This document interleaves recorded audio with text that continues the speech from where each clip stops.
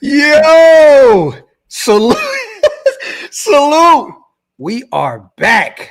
Let's get it.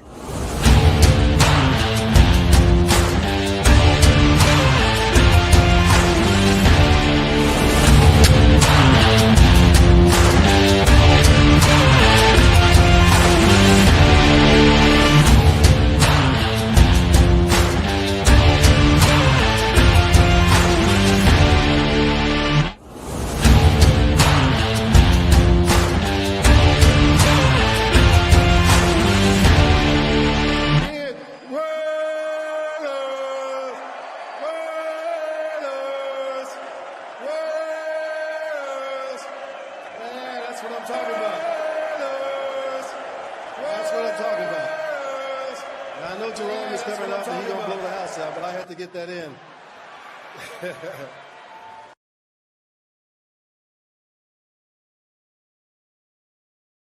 Yo,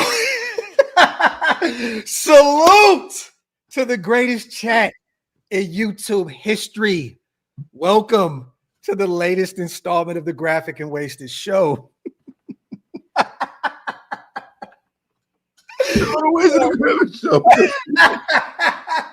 Or the Wasted and Graphic Show. Whatever, bro. Yo, look, bro, you can't do stuff like that, bro, right before we hit it live, bro. You can't. I'm not going to tell everybody because it's none of their business. But you cannot do that, bro. You got me fucking laughing. I'm supposed to be pissed off, Graphic. That's it. I'm about to pull a beard hair out to piss myself down. Oh, man. All right, brother. Wasted talent. Salute to the greatest chat once again in YouTube history. Make sure you guys wipe them feet, pay your bar tabs, hit that subscribe button. If you guys are not subscribed yet, we're already having some fun behind the scenes. Let's give our salutes real quick. Paul, I see you. Demokes, Johnny Kicknuts, one of the greatest names in YouTube history. Hug, my brother, man. Congratulations on your wedding anniversary, man. Salute to you. Yeah, man. Your happy anniversary. And I want to say something to Hug D's and Ty Davis. Y'all getting all emotional in the chat about Hug D's. You know, listen, somebody that's romantic in the mother. Man, get the F up out of here with that crap. Yo, tell you guys something. You guys start talking about romance and all that crap in my chat. You're getting blocked.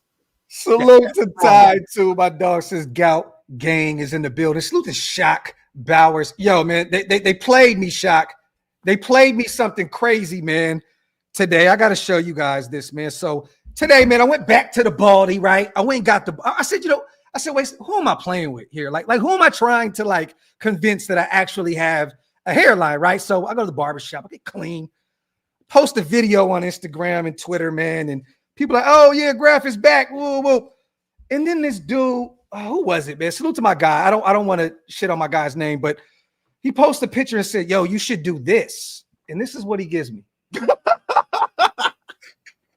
Graphic Davis, baby. Graphic Davis. Bro, they got me looking like the dude from Tropical Thunder, bro. Oh, my God. They got that boy looking like Simple Jack. Simple. Yo, I'm like, yo, it's nasty work out here. He got that man looking like Simple Jizzak. What is going on right now, yo? Yo, salute to my guy, man, on my Twitter. I forgot my bro's name. I think it was New York, something New York, I believe. I hope he's in the chat. Salute to you. That shit, I'm using that on several thumbnails, you guys. I need you guys to understand this. That will be used throughout the season, man. Eddie's about to get blocked because that's his new picture for his avatar now. I'm expecting a ton of apps, a ton of default picks to change with that. Salute to Jay, my brother, always coming through and blessing us. Both of us, 5 each. Salute to the new Green Dot Gang members. Salute to the Get Off My Lawn Gang members. If you guys want to become Green Dot, Get Off My Lawn Gang, hit the link is pinned up top on both channels. It definitely helps us keep the lights on. Hammer, I'm not going to put that up on the screen, but yes. Salute to my brother Hammer in the building. Salute to James. Boo New York. Boo New York. Boo. Man, come on. Let's go Knicks. Yeah, man. Come on, yo. Cut it out. Bro, I'm happy for my brother Wasted. Hammer is an idiot, bro. Yeah, Hammer. Oh, my God, man. I think Hammer is going to be free here soon. He may pull up on the show in a little while. So stay tuned. J.A. says, simple docs. Yo, Hug, my brother. Love the default picture, man, and appreciate you. Yo, look at Hug D's, man, with the baby face, bro. Yeah. Look at that shit. Like, yo, you know what Hug look like? And you remember that Dave Chappelle stand-up when he was like, it's that one white guy in the group. Like, you got to be scared of him the most because what did he do they respect? Yeah. That's Hug right there. Yeah. Yeah. Or Bill Burr talked about that. Yeah. Bill Burr talked about he said, I don't get to it. Salute to my brother Hug, man. They hit us with a bomb, gifting 20 OLV Raiders Network membership. Salute to all the new members in the building. You guys, we will get the Raider content going here shortly. We're just having some fun. We are excited. Today, NFL 2025 schedule release. I think that pretty much all the leaks have kind of surfaced on Twitter. We're going to go across this here in a second. I don't know how many's right. I can tell you guys this. Me and Wasted definitely butchered our predictions. Oh, my God. It might be the worst prediction show of all time. Oh, bro, we got not one game right. You know what we got right? We got the bye week right. If this stands tall, if these predictions are right, we only got the bye week right. So nasty, disgusting, filthy work from yours truly. Salute to Ty. My girl saw that Mark Davis cut and was like, "What the fuck?" Yeah, Ty, nasty work, man. Sometimes, man, the net's undefeated, bro. It's just undefeated, man. Let's get to these potential leaks on Twitter, you guys. I've seen several accounts share this exact schedule release. Okay, so we're gonna go week by week, and I'm pretty sure that week number 1 is right, and it's kind of spooky because we start the season off rough. Wasted. I believe that we have the least miles traveled in our division. 18, but we travel pretty tough at the beginning of the season. So week 1, if these stand tall, you guys, at the Patriots, week 1, the Brady Bowl. We get Vrabel. Remember the Vrabel connection with the Raiders that never happened. We can go across, the Marcus Epps of the world, the Robert Spillanes of the world. I mean, so on and so forth. So many of our players went that way, traveled out to Boston to become New England Patriots. Week 1 in New England. So we're going to be on the East Coast where it really hasn't fared well for us in recent memory traveling that way. But how do you feel about week 1? And we're not going to give our predictions just yet until the actual video drops and we know exactly what it is. But we're just going off of the leaks, so to speak. Patriots week 1. How do you feel about this? Look, I mean, if there's ever a game to set the tone, this is the game, right? Yeah. We get to see how good Geno Smith is, right? We also have to. There's a lot of intermingling inside of that. You got Josh McDaniels, our former head coach. Yeah. Twice removed at this point. You got Robert Spillane, a guy who was calling our defense all last year. Mm-hmm. Right? There's a lot of intel in that building. There's a lot of players there's a couple that have gone back that way too. Mm-hmm. But to me, I love getting this game out the way. Chason as well. Chason went out there, signed a deal. Maybe I'll Chason as well. But this is the thing. This is normally a cold weather game for the Raiders. Yep, and we're going to talk about that. It's no longer a cold weather game. That's a good part. Yeah. 2, you want to start the season off all the way as far as you can go on the East Coast. So now, you start there. You're as healthy as you can be. You start the season off there. Everybody's acclimated to the East Coast time zone. That East Coast time zone thing isn't a thing at that point. And you go there and you take care of business, man. Yeah. I mean, look, I think this is a clear way to set the freaking the stage, man. I love it. And guess what? Chip Kelly versus Josh McDaniels. You love to see it. Wasted. We get a chance to see Geno versus Drake May, former head coach versus our new OC.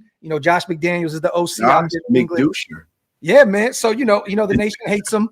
So hey, it's gonna be fun to watch this if this is how it falls. Week 1, you guys, New England. Week 2, we travel back home, and we get an extra day off. If this stands pat.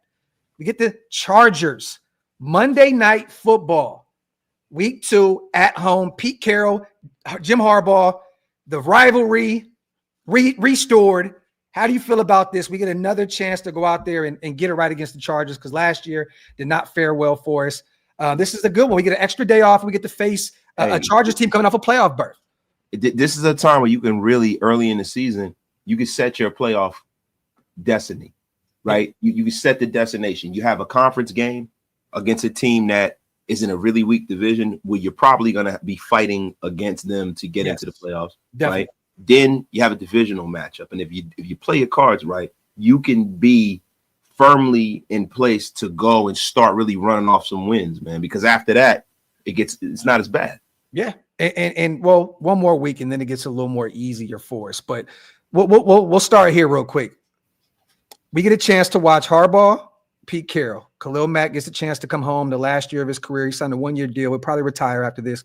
We get the Ashton Genty versus Amarion Hampton, the 1A, 1B running backs in this class. It's going to be a crazy, a lot of running the football in week 2. The good thing is we get that extra day off traveling back home from the East Coast, which is very much needed because apparently in week 3, we head back to the East Coast to face the Washington Commanders, Jaden Daniels and company. We get a chance to face, Cliff Kingsbury, a guy that, kind of left us high and dry. Oh, yeah, he left us at the altar. Yeah. He left us at the altar. He left us. We were waiting to marry him, and he left us there. Yeah. The F is wrong with him. Yeah. So, but this is easy. Well, let me say this is not easy. This is a good thing, a good problem to have here. Because once again, what Wasted just said, you guys, you get these 2 cities where the weather's pretty bad in the wintertime. DC, New England out the way early. Get to face these 2 teams in September. I'd rather travel east and face these teams in good weather than face them in December where it can get ugly, nasty. We know how this goes. So it looks like right now, week 1 Patriots, week 2 Chargers in Vegas, Monday Night Football. We do get some prime time spotlight. You love to say that. I mean, it's deserved, right? Pete Carroll, Jim Harbaugh, I was expected. Yeah. Week 3, you get the Commanders in Washington, D.C., Jaden Daniels, Cliff Kingsbury and company. Going to be a fun game to watch. Then it looks like we get a chance to come back home week 4, and this is only speculation, you guys. This isn't official. Looks like we get Ben Johnson at home week 4, the Chicago Bears. And once again, only speculation, you guys. We'll go over the real schedule once it drops if this is not it. But it looks like a lot of these games leak. Week 4, Ben Johnson and company in Allegiant Stadium. How do you feel about this one? Look, I think that needs to be a dub. Yeah. That needs to be a dub. And I think what's happening, look, we got a tough first month of the season. You got to judge the season in quadrants. First 4 games, we got that's a tough run, man. It is. The Redskins were a game away from being in the Super Bowl. Yep. They are no punks. I know a lot of people think, the Redskins, the Commanders are terrible, and that's no longer. You got, to me, the best young quarterback in this league. Yeah. Yeah. This kid is phenomenal, man. Yeah. Then you got a situation where you're dealing with New England, another phenomenal young quarterback. Where they built a great O-line around him. Yes, they added some pieces, Will Campbell and company. They're going to be very much more protected with Drake May. They got a nice ground game out there.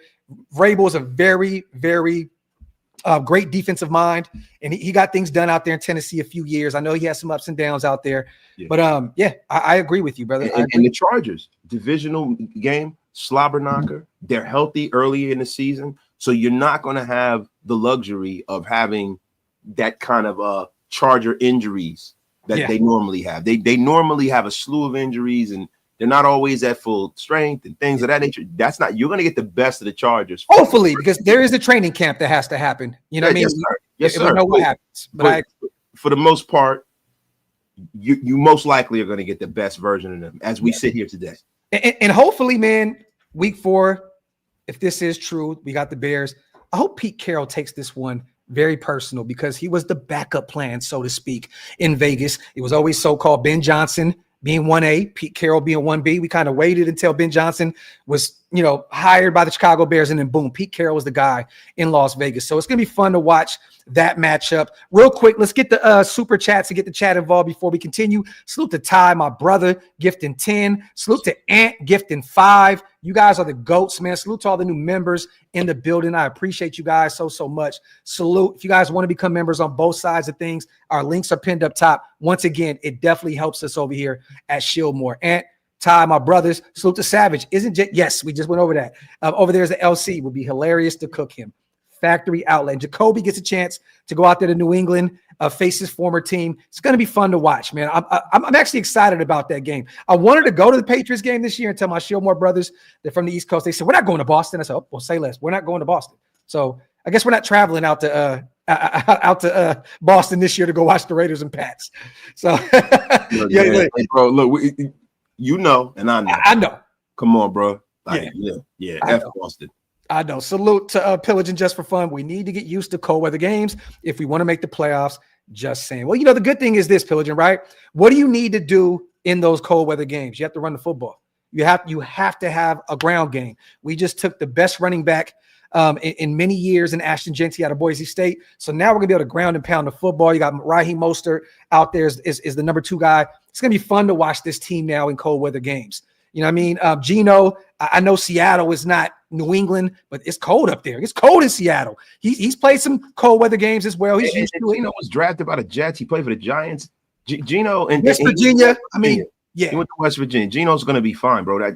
So we're not going to have that whole, he doesn't play well, in the cold. The most important thing is you don't necessarily have to go through the cold to win in the playoffs. No. The Super Bowl is indoors, right? And we play in the dome. You take care of your business, you can have a couple home playoff games. How about that? Yep. You can have some home playoff games, baby. You don't have to go nowhere. If you take care of your business, you ain't got to go no damn way. Well, if this thing continues, like I said, if this is true, we're not going to have to play too many cold weather games anyway. Let's get to, real quick, Hub, are there 2 Charger fans and Sean Merriman coming to Allegiant? Sean's going to be there. Sean's going to be there, man. I know he's going to be there for sure. He loves coming and trolling the Raiders. He loves the rivalry, though. I spoke to him at the Shrine Bowl several times. He hates the Raiders. He's a Charger, right? But he loves the rivalry. He loves talking to the fans and stuff like that. It's all fun and games for Sean Merriman. So I'm expecting him to be there. Monday night, bright lights. Why wouldn't he be at Allegiant Stadium? You know what I'm saying? One thing that he doesn't not like is I'm not even going to say it. Salute to Elijah. Went to Baltimore game last year. I might go drive to that Commanders game depending on how we look in those first couple weeks to start. Salute to my guy Elijah. That is the game I was telling my bros I want to go to. I would really love to go out there to DC and watch our team, watch Jaden Daniels and company. That'd be a fun game to watch. And that's one city that I have not had an opportunity to get to yet, which is Washington, D.C. So, Elijah, my brother, appreciate you on the 5. Salute to Pillaging. You're right. I forgot Carr, no longer our quarterback. Salute to, I never said nothing about Carr. I'm just saying, Pillaging, but I know what you. Don't you guys start the effing Carr wars? I'm so stupid. When he retired, I should have never said anything about it. The Carr war started in my chat again. Hey, Wasted. You want to tell a story? Real quick before we continue this? No, I don't. No. Let me do the honor. So I wake up the day Derek Carr retires. Woke up a little late, slept in, right? I wake up and I have a video that's set up on my channel. I'm like, what the hell? I got 2 missed calls from Wasted. I'm like, what the hell is going on? I check my text messages. It says, show set up, or pretty much, let's set the show up. DC just retired. It's go time, right? And he wasn't saying it like bad. He was just like, we have something to talk about. Woo. I go to my page. I go delete the video immediately. I said, Wasted, you're on your own with this one, brother. Whoa. Don't act like you talking to me like you bossing up on me. Bro, get the F up out of here with that. Wasted. What did I say? I said, I'm deleting that. You are on your own with this one. You said. I will show the text messages right now. Like a straight jackass. I ain't finna talk about no DC. Fuck 'em. You know, I got things to do. Now, the reason why I put on your page is because we were supposed to be doing a show any effing way. We were. That's the reason why. We were. You called me the night before. You like, yo, let's do a show. I'm like, all right, well, fuck. I didn't plan on waking up and looking at my YouTube and having a show already set up on my channel with Derek Carr on it. But hey, it is what it is. Let's not turn this into a DC show. Once again, respect to him. F up out of here, like, delete off my page, man. Get out of here, man. Nasty work. Week 5. Once again, you guys, all speculation. Do not hold, us accountable for this. Looks like the Colts on the road. We head back to the East Coast. This is gonna be fun. I just talked to Stu. We're going to this game. I will be at the Colts game in Indianapolis. Every time the Raiders are in Indy, Stu's always hitting me up. Stu got the connect. That's his home out there. He lives out there, very close to a bunch of guys with the Colts organization. So we'll be out there ripping and running. Colts, week 5, whether it's Anthony Richardson or Daniel Dimes, I don't know who it's going to be, but week 5, how do you feel about this? I think this is a mandatory dub here, regardless if it's on the road or not. How do you feel about this one? Yeah, it's a man though, Dub. Like if you don't win this game, that tells you everything you need to know about your season. Yeah. If you don't win that game, that means that you are not contending for a playoff spot. You are treading water. You got to win the game. And the thing is, look, I expect the Colts to be a better football team. You know, I expect for Denny Pennies to go out there and cook. I saw something today with him and A. Rich in camp. He was throwing darts. Yeah, you know, Anthony Richardson. They are going to be moving on from that. He threw the football really weird though. Like, did you see like it was who Daniel Jones? Anthony Richardson. I don't want to pause if necessary. The way he threw the ball, it's like he didn't even move his hips. He just it was like he shot put it to football. Listen, weird. Listen, I am going to rename Anthony Richardson into Jamarcus Russell 2.0. Like, listen, he's in shape, much better athlete, but my God, it looks bad. He should have never went that early anyway. We talked about that. Yeah, he was overdrafted. He was overdrafted, but he's a project. But bro, the thing is, you got to help yourself too. Yeah. He's not helping himself. Yeah. You got to put the work in, bro. Yeah. Like as physically talented as that dude is, he should be able to start in the National Football. It's not like he's Aiden O'Connell with limited, and no disrespect to Aiden, but I'm talking about Anthony Richardson is a plus athlete. Yeah. When you talk about that rare athletic score, that guy's off the charts. Just by virtue of the fact of how athletic he is, he should be able to start. Yeah. It's going to be fun to watch Brock Bowers, Tyler Warren. You know, it's going to be a fun matchup. And, you know, the Colts are always competitive, regardless if they have a bad season. It seems like those games that we face them, they're always competitive games. So it's going to be fun to watch that. Potentially week 5, you guys on the road, Indianapolis against the Colts. Week 6, we get a chance to come back home, get to face Cam Ward and the Tennessee Titans. This is another back-to-back stretch where you need to win both those games. Yeah, little home cooking, right? This is what puts you squarely in the playoff picture. We are in the toughest division in football.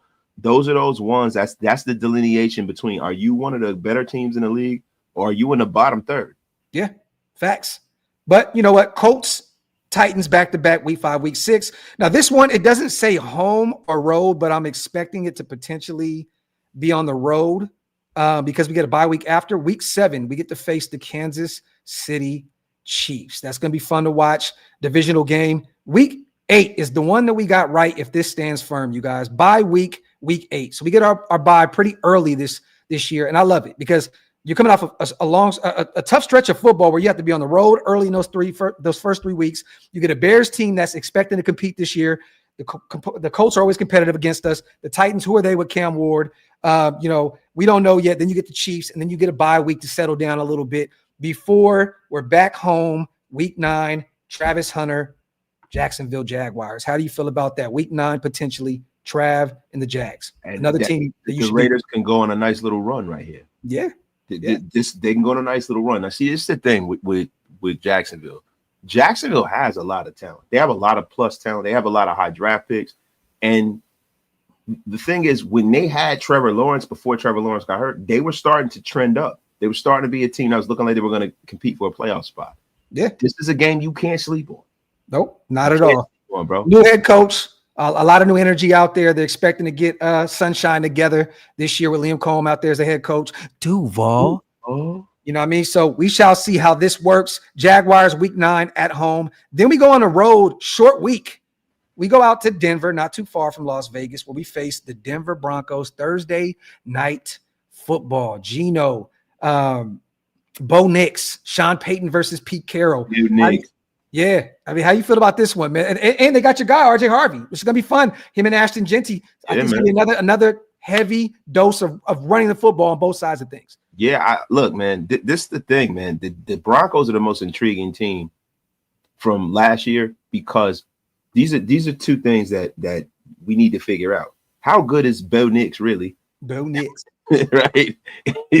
Bo Nix, right? And then exactly how bad is that defense? What do you mean? How bad is that defense? Denver's? Because this is the thing, right? They've always had a pretty decent defense, but they're losing guys left and right on that defense. Now, that secondary is pretty good. I got to disagree with you, brother. I think that Denver's going to field a top 5 defense this year. They had a solid defense last year. That was their bread and butter. I think that they're going to have an even better defense. I think they are too, but the thing is, we got to see whether they connected the dots, right? I'm hoping, being a Raider fan, I don't want to lead the chat astray, but let's see if they can connect the dots. We don't know if they can connect the dots. I think they got kind of better. Feel like Irv Gotti when he heard In the Club. That's how I'm feeling right now. But hey, you know what? The beat's nice, but he didn't connect the dots. Look, either way, short week. We head into Mile High Stadium facing the Denver Broncos. Then we get a chance to go back. You know what? Before I get to week 11, let's get these supers in. I'm definitely going to the Philly game and the Washington game this season since I missed the Raven game last season. Damn Achilles, my first lie. Salute to my brother Ty Davis. Appreciate you, brother. Hope to see you because we're going to one of those games. I don't care whether it's the Commanders or Philly. Going to one of them. I'm hoping Graham will expose McDumbass's genius offensive schemes. No scapegoats when you're no C. Salute y'all. Salute to my guy Josh. Appreciate you on the $5 special. Salute to my guy Pillaging just for fun as well. Didn't mean to stir it up. We're just making a joke. Respect the card. No, it's all love. Can't wait for the season to start. Gino and Genty going to be great with Bowers. I'm excited about this offense, man. I really am, man. I expect great things from this defense, but I'm expecting this offense to kind of take the league by storm this upcoming season. Week 11, we head back home. And this is one of the ones I feel like we may have to travel back to Las Vegas for this one, you guys. The Dallas Cowboys. Yeah. And I don't think this game is in prime time yet. Maybe they can shift some things around. They got to see how good both of the teams are. But I think this is one of those games that'll get if both teams are competitive, get bumped. Definitely shuffle that one in there into prime time. Yeah. The thing about it is, man, it's hard to get a ticket for a Cowboy game in Las Vegas, my brother.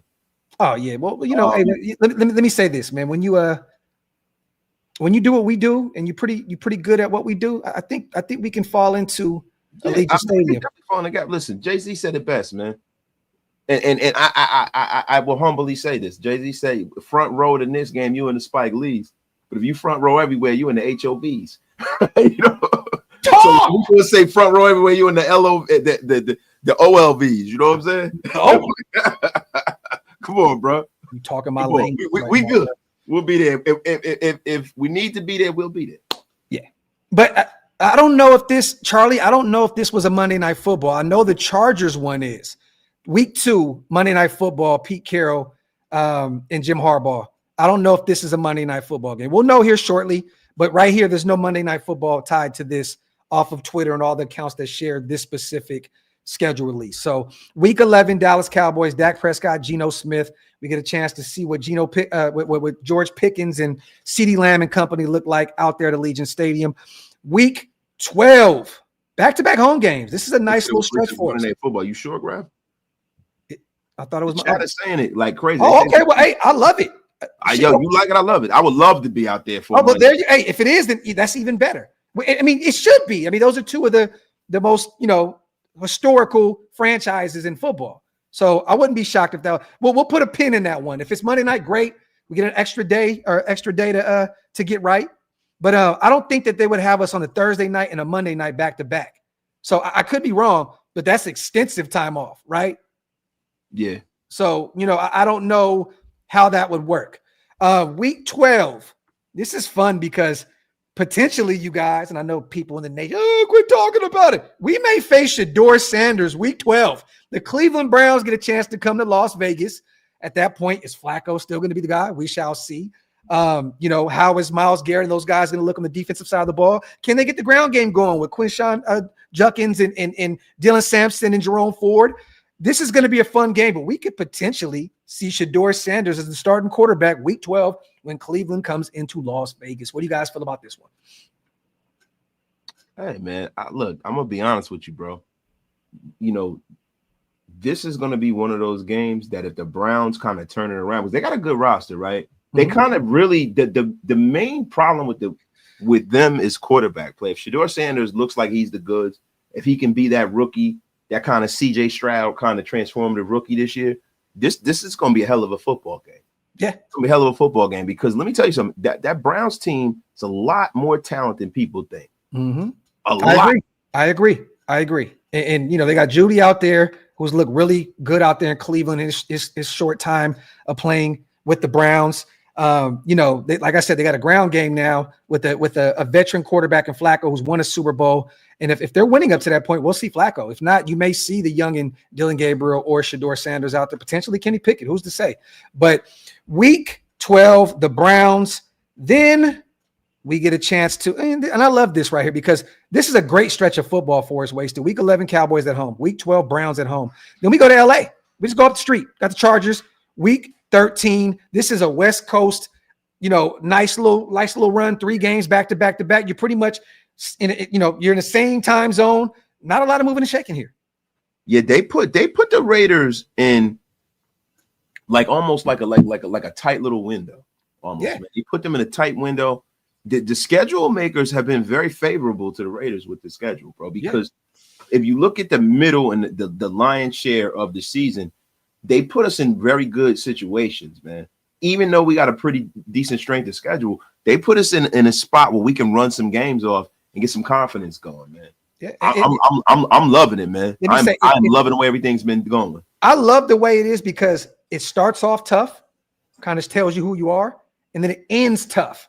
So it's like, do you really want to find a way to try and get into the playoffs? Because you're gonna have to. It's gonna be pretty tough to fight these teams.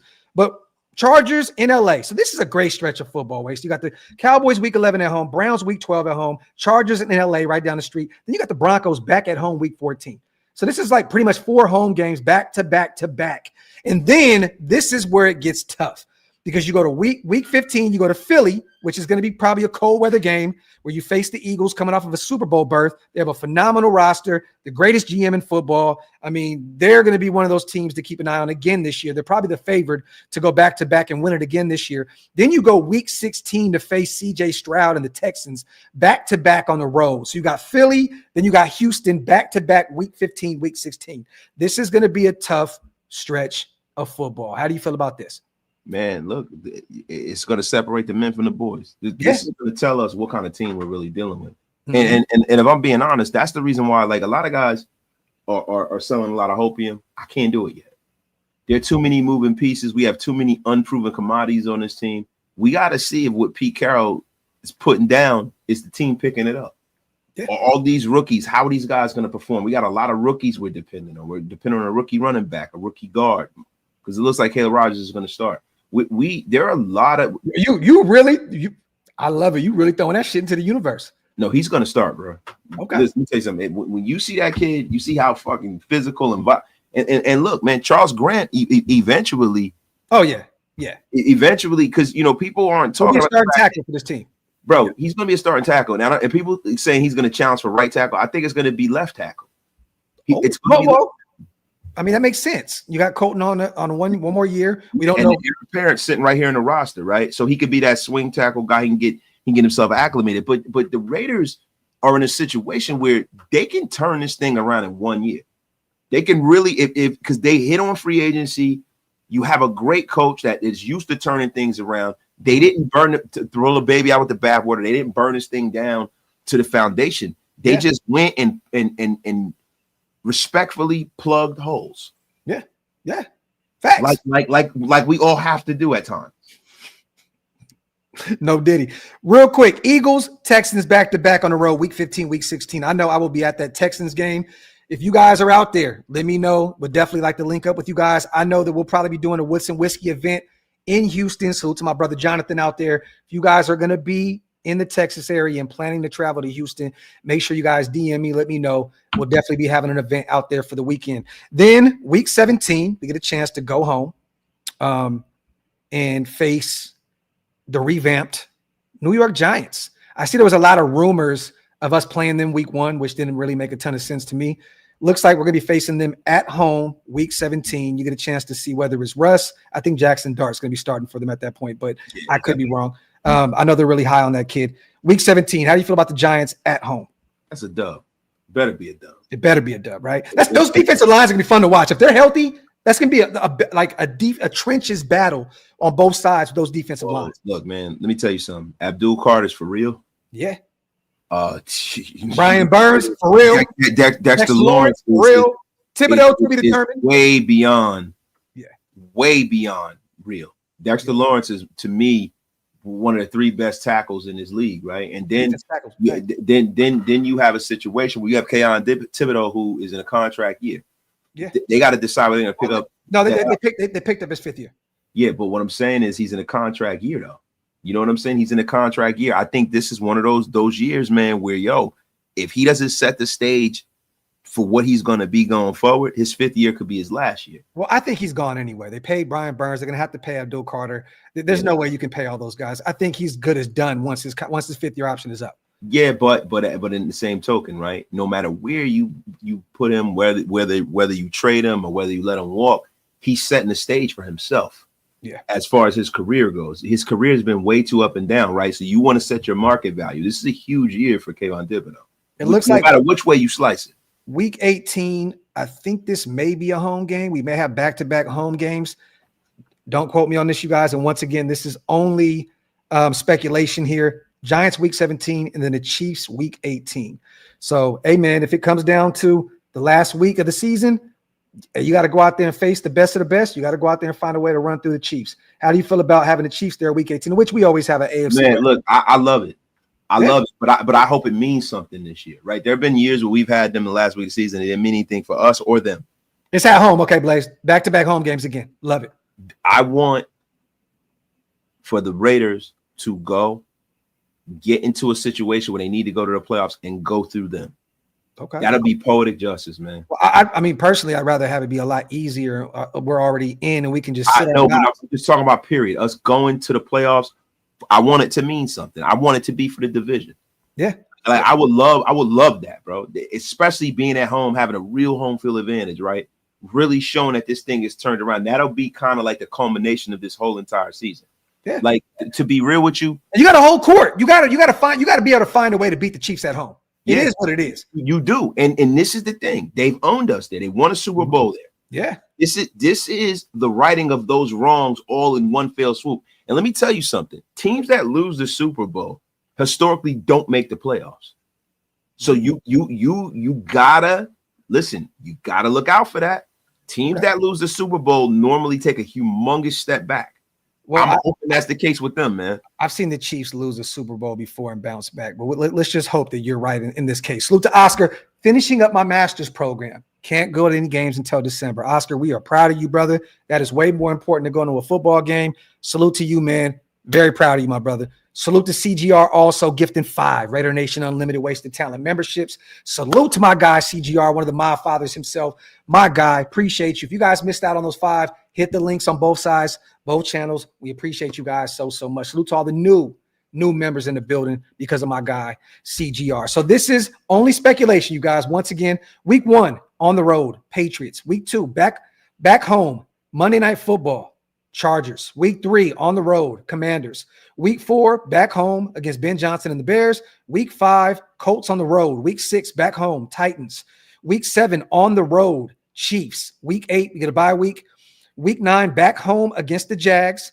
Week 10 we are at the Broncos. Thursday night football, national spotlight. Week 11 the Cowboys. Week 12, and the Cowboys are at home, you guys. Week 12, the Browns at home. Week 13, in LA, in our second home against the Chargers. Week 14, back home against the Broncos. Week 15, on the road against the Eagles. Week 16, against the Texans in Houston. Week 17, at home against the Giants. Week 18, at home against the Chiefs. So there you have it. So once again, you guys, the schedule will be released in 20 minutes. So stay tuned. This is only speculation once again, but we definitely wanted to talk about the leaks before we got to it. Salute to Flores. Can't be here for the live today, but got to drop in and quickly salute Raider Nation, the hosts, Graph and Wasted Show, or the Wasted and Graph Show. Salute to my guy, Flores Plunkett. Salute to my dog. And I love that Blaze said 10-7. Salute to our brother Hammer pulling up as well. My dog in the build. Always good to see our bro silver and blacked out from the hair down to the clothing. I love it. Salute to my guy. I'm dying, man. Our guy is under the weather, but he chose to pull up. Blaze says 10-7. Real quick, we're not going to give our predictions just yet, you guys, but in the comment section, let us know, going off of this schedule, how do you have the Raiders faring this upcoming season? Is it 10-7? Is it 9-8? Is it 8-9? Is it worse? Is it better? Let us know in the comment section. Once again, we are 20 minutes away from the schedule release. Hammer, how you feeling about all these leaks, man, and these road games and home games and how it all shapes up? It looks like it starts off pretty tough. Gets a little bit more easier in the middle of the schedule, and then it ends up pretty tough at the end. How you feeling? I think I'm not looking at it as tough. I'm not looking at it as easy. I'm actually good with it, especially knowing what we have right now on this roster, knowing that we have a competent head coach, a coach with experience. I'm excited for this. I will say this, Philly out the window. I'm not going to Philly late in the season. Fuck that. So we're going to DC. DC. DC it is. I'd rather do that. I think I might just fly up to Jersey and we can all just drive out to DC and make it a show more trip. I see a lot of 10 and 7s, a lot of 9 and 8s. I love it. I love it. So the Raiders USC as well. The schedule looks favorable this year. Can't wait to get this thing going. 11 and 6, 10 and 7 is doable. You know, this is the thing, USC, right? We got to pump the brakes. Like Wasted said, let's not buy the hopium just yet because once again, teams get better, teams get worse. You know, like who's to say the Titans don't compete year one with Cam Ward? I'm just saying, I'm not saying that they can, but maybe the Texans take a leap this year and they look like that team because they've been playing pretty well these past 2 seasons, a playoff team, right? Like there's some other teams, like who's to say the Browns don't improve? We don't know yet. We really don't know who these teams are until, you know, that first half of the season is up. That first quarter of the season, you can kind of tell like, okay, this is kind of who this team is at this point. So you just really don't know. Salute to my guy USC, but in terms of favorable, it does start rough, it ends rough, but the meat and potatoes of this schedule, if this holds true, I think it is pretty favorable to us. Salute to my guy 2-4 as well, gifting 5 OLV Raiders Network memberships. 2-4, my brother, I appreciate you so much. Salute to one of the my fathers himself. Hey, Waste, you want to get into this 5 players to watch before? Because I wanted to do a 10, 15-minute segment of it anyways. We'll kind of breeze through it. Yeah, and Hammer, I want your take on this. I'm going to be real with you, man. I am watching the New York Knicks as we are on the air right now. And I'm going to be honest with you. They better wrap this the F up. I mean, it's ridiculous. You're saying they better. So are they down right now? No, it's 32-30, but it's close. You don't have Tatum out there. Like, come on, let's wrap this shit up now. The Knicks definitely need to wrap this up. I'm going to go to ESPN. 5 players to watch for me, you guys, in camp before the schedule actually drops. These are 5 players that I'm watching really, really close because I think that some of them, this is a prove it, either you're here for it or you're not type of year. And some guys that just need to step up because they need some. I'm looking for them to get some opportunities this year to actually get to step up. We'll start with Michael Mayer here, you guys. Year 3, last year was rough. We took, Brock in round 1 at pick 13. He is phenomenal, generational type talent. Michael Mayer went into some type of situation. I'm not here to speculate what it was. A lot of people were saying it was a mental health episode. I don't know what it was, but it's good to see our young guy back and healthy. And I'm seeing a connection with him with some of these videos with him and Gino already. I love it. I'm expecting Michael Mayer to have a really good season for us. I want them to find a way to get him involved, some 12 out there in Chip Kelly's system. That is a guy that I feel like this is kind of a make or break year for him. We have to find a way to get him involved. He can't be a guy. To me, he's a good blocker, but he's not a great blocker. He's not a guy that you're going to have out there and be like, he's your blocking tight end. To me, he's not that wasted. We watched him at Notre Dame. He never has been. He never has. He is a pass catching receiver. He's a guy who's a plus blocker. Yeah. But, he's not one of those guys like Gronk. Because if he was, I mean, he'd be a Hall of Famer. But Gronk was one of them guys who was like almost like a right tackle. Mm-hmm. He's not that kind of a tight end, man. He is a receiving tight end. Yeah. I think this season is for Michael Mayer exclusively for him to increase his market value as a player. Definitely.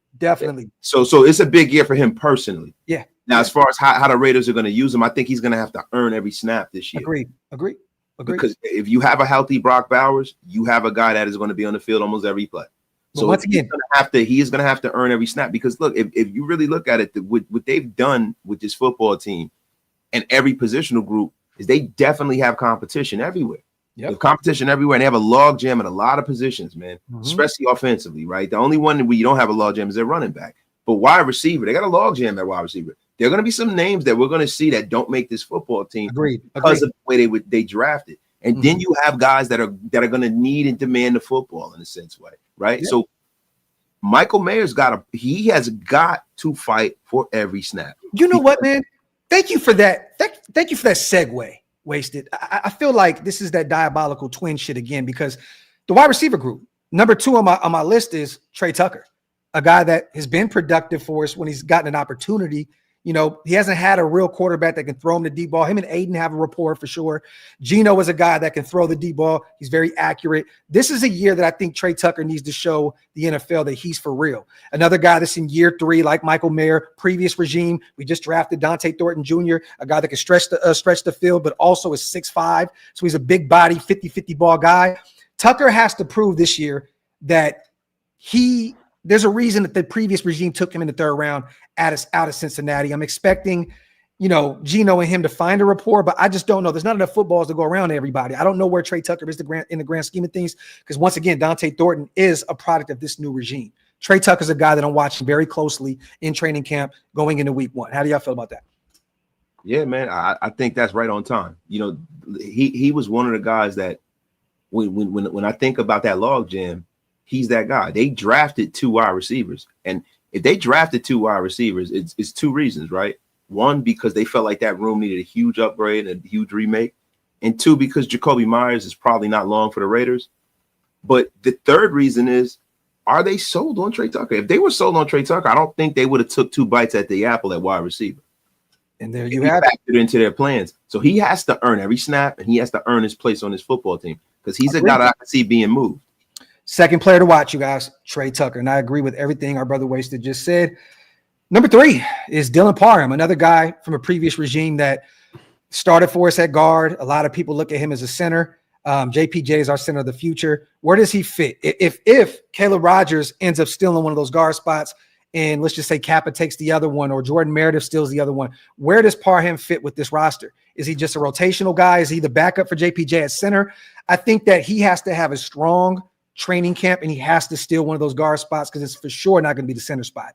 He needs to find a way to go out there and ball his ass off in training camp to steal one of those spots, because if not, he may get lost in the shuffle here, Hammer. He's definitely a guy that is on the bubble right now, especially like with the new additions on the offensive line. Can I see him as being the backup to JPJ? Absolutely. Mm-hmm. But we've had this conversation about Parham where ideally he doesn't have that size necessarily to be one of those starters on the offensive line. He's been versatile. You've plug and played him all over the line, at least on the interior. I think he's fighting for a roster spot right now. He's not. Yeah. He's from the previous regime. So the first pick of that previous regime in the 3rd round. Yeah. A goofy pick. A goofy ass pick, man. Super goofy.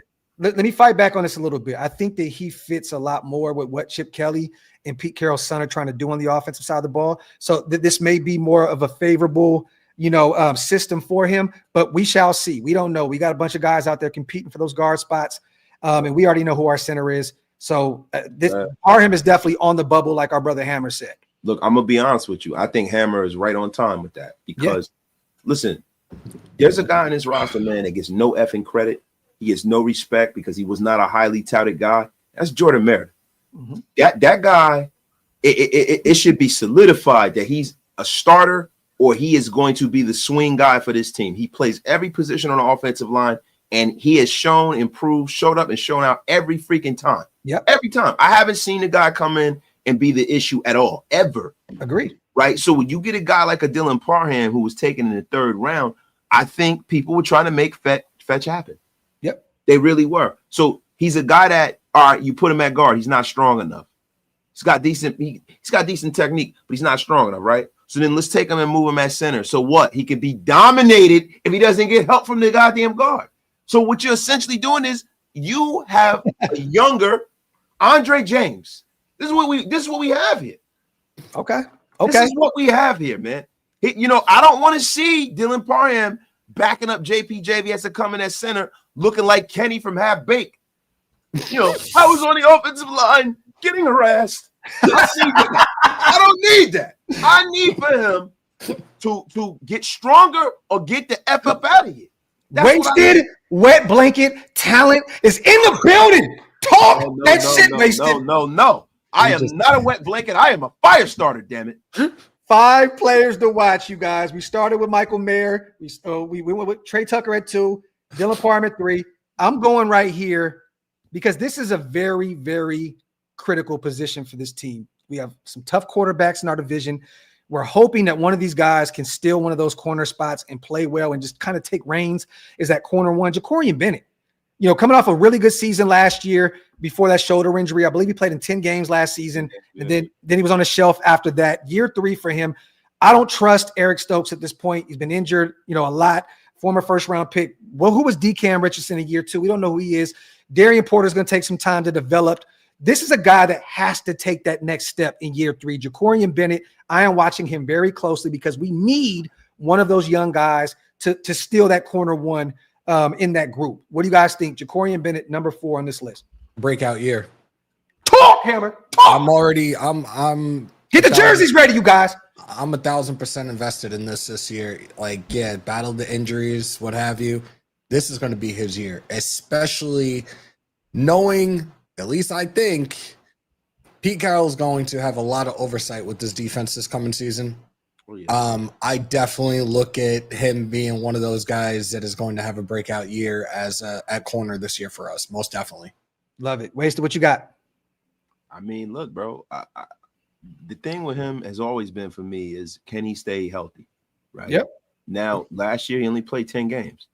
That's missing almost half of the season, right? Yep. Mm-hmm. And then, you talk about developing. You don't develop on the sideline. Yeah. You don't develop on the sideline. He has probably, out of everybody that you pick, he has the biggest, burden on him. Yeah. Because he is really the dean of that cornerback room. Yeah. He, on paper, is supposed to be our best corner. Mm-hmm. He's supposed as of right now, where as of right now, sight unseen, before training camp, before anything. Agreed. He on paper is supposed to be our guy. Yep. That is very concerning to me because you have a defense that you can hold back by being horrible. Yeah. Because that defensive line, man, listen, if I'm being honest, with or without Christian Wilkins, should be excellent. I agree. Real quick, number 4, Jacorian Bennett, you guys. We got about 7 minutes before the schedule drops. I'm going to hurry up with this one. Number 5, to me, I like our safety group. I like Jeremy Chan. He's going to be really good for us. I love that we brought back Isaiah Palmau. We got 2 lengthy safeties that could probably be the starters here, right? But I'm looking very closely, and this is not a personal thing. You guys know this is my guy. He's a friend of mine. But I am watching Trey Taylor very closely here in year 2. He was the best DB in the world the year prior when we took him in the 7th round out of Air Force. This is a guy that's very versatile. I know a lot of people keep talking about, I'm worried about the slot. I'm worried about the slot. I'm worried about the slot.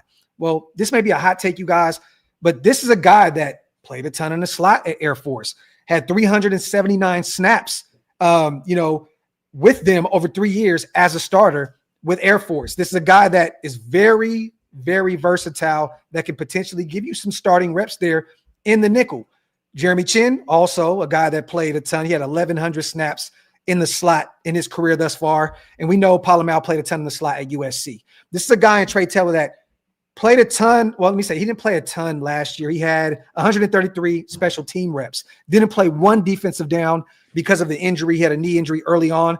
Trey Taylor is number 5 on my list to watch because of the versatility. Special teams can play both safety spots, but can also kick down in the nickel and give you some reps potentially as your slot guy. I do not trust Darnay Holmes to be the starter. I think that we talked about this on the phone, right? The reason why Darnay Holmes was even there was because Nate Hobbs cannot stay healthy enough. We picked up Darnay off the streets. This is a guy in Trey Taylor that I believe can give us some real reps in the slot. He's quick enough. I think he can defend slot guys. He can defend tight ends. Number 5 on this list to me, Trey Taylor. How do you guys feel about that? I feel like Trey Taylor, is not a guy that I can buy being a guy that you can depend on. He hasn't played enough, right? But what I will say is that he if he can be kind of like a honey badger kind of a guy for us, kind of that tweeners, that safety that's damn near like a corner. If he has that kind of ability, because he does, guy gets his hips around pretty good. He's fast. He's athletic. Tremendous defensive back. Great tackler, right? The thing is, can he defend when he's playing nickel? Can he turn his hips around and not play downhill? That's the thing. And they're going to need that role fulfilled because I don't see that guy on his roster. Agreed. I don't see that guy on his roster, right? And if I'm being honest, right? You use a lot of nickel and you use those sub packages when you have a weaker linebacking core. Yeah. What is our linebacking core going to be too? So the Raiders have some questions to be answered, man. They they're going to swing big on young talent, and I'm glad they're doing that, right? But with Trey, man, I don't necessarily think that he's the guy that you would have to really hang that on. For me, and this is your list, but for me, it's Isaiah Palmount. Okay. Because he's the guy that has to play well. If Trey Taylor doesn't play well, bro, they can go to Chris Smith the second. They have other options, man. It's not like he's a guy that they, invested a lot of draft capital on. Montelesco guy too, waste this previous regime. So previous regime too. So he's a guy that they can cast aside very, very easily. So I can't put him in that mix. Okay. I have to put a guy that I know is going to make a roster in him. I don't know if Trey Taylor makes this roster. He's going to make the roster. There's no way he doesn't. He's too talented. Well, listen. If like you said, right? You I got to combat you with your own words. You just said another regime. They might not value, like, just because he's talented doesn't mean that they value his talent and their scheme. No, not only that, but what I'm saying, outside of talent, bro, that room is pretty thin. I know who we signed. Was it Sutherland? I believe, is that his name, from Seattle? Yeah, brought him in, and we got Chris Smith. I don't know what the hell they're doing with him.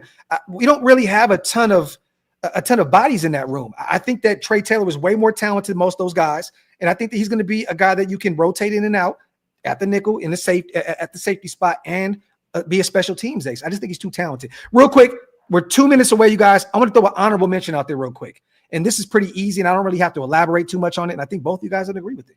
This is Hammer's guy. The honorable mention is Tyree Wilson.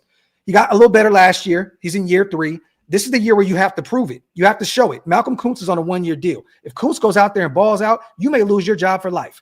Kuntz may get a nice, healthy deal, be here for years to come, and we may just deny that 5th-year option, and you're in the abyss somewhere. Tyree Wilson, to me, is the honorable mention. He has to have a good year this year, whether he's in the inside or the outside. He has to go out there and show that he's getting better, because once again, in year 3, this is the year where the wheels get to turning, for these players. And he has to show up for this Raiders team, or he may be the odd man out. Good joke.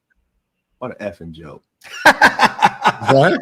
Effing joke. I'm not going to say Hammer. Go ahead. Listen, I've been bloviating and droning on all day. Yeah, F is wrong with you, Hammer. Real quick. Salute to Kenny Mack. We have a real coach, a real quarterback. 10-7. Hashtag compete. And 2-4. I think I read this as well already, but if not, thank you, my brother, so much. Let me catch up on these supers real quick. Salute to Coach. Saw the image of the Madden biopic. I love it. I'm excited about this. Do you think it's a mistake to focus on Madden's story instead of Al Davis's? I think Al was more interested. Al is going to be a major part of this because he's a major part of Madden's story. Without Al, there's no Madden story. I mean, I think that this eventually too. Al was a gangster. He was a effing man. But I think this will eventually lead into an Al documentary at some point as well. Don't you think? The thing is this, right? You got to talk about cultural relevance, right? Yeah.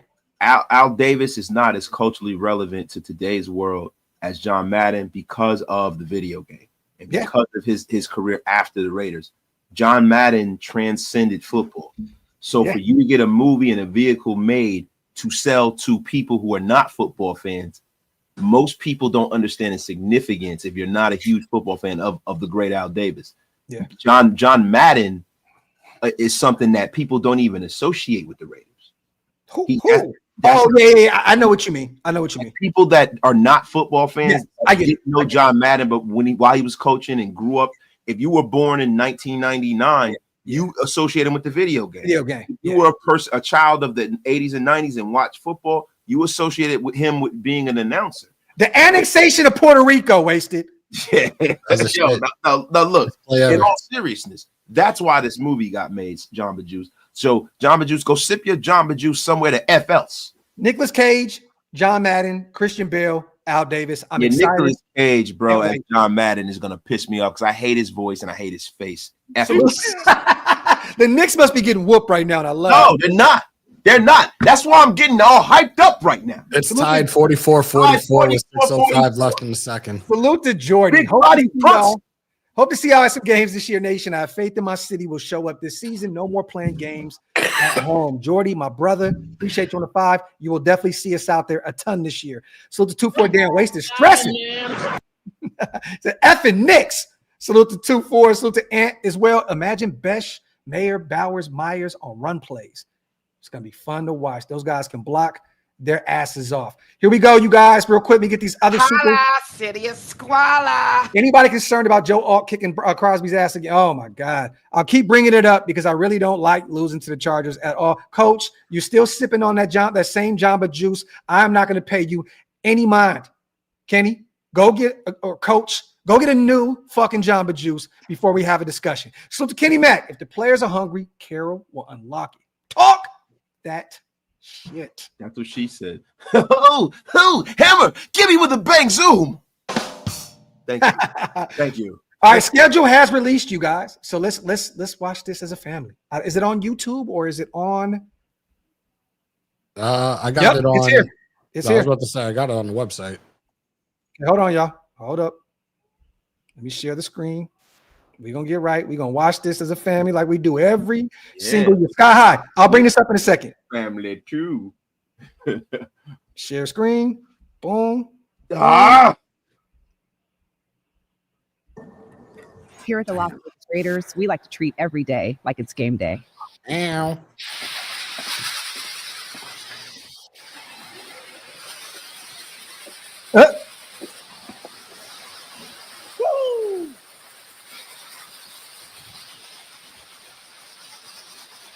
This is the schedule release.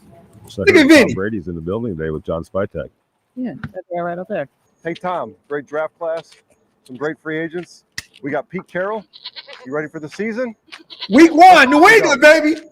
All right, everyone. So the next stop on our show will be our 3 Super Bowl trophies. The first 2 while we were in Oakland, and our third while we were the Los Angeles Raiders. Of the 3 teams that played in Los Angeles, how many have won a Super Bowl? 2 have. 1, not so much. Who wants to see the team room? Raiders and Rams, baby. All right, Raiders and Chargers, week 2. And 13. 1983 was a good year. Yeah, I remember like it was yesterday. Go. You see that, yeah.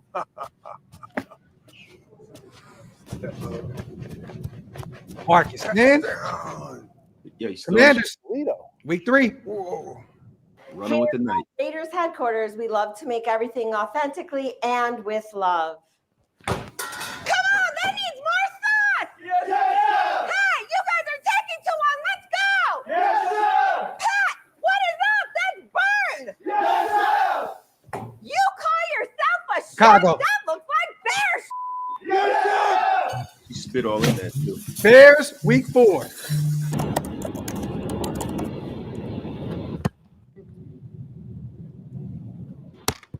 Shit. Dang, AJ. Colts, week 5. Look at Genty, man. Fly later. Unk. Rilla.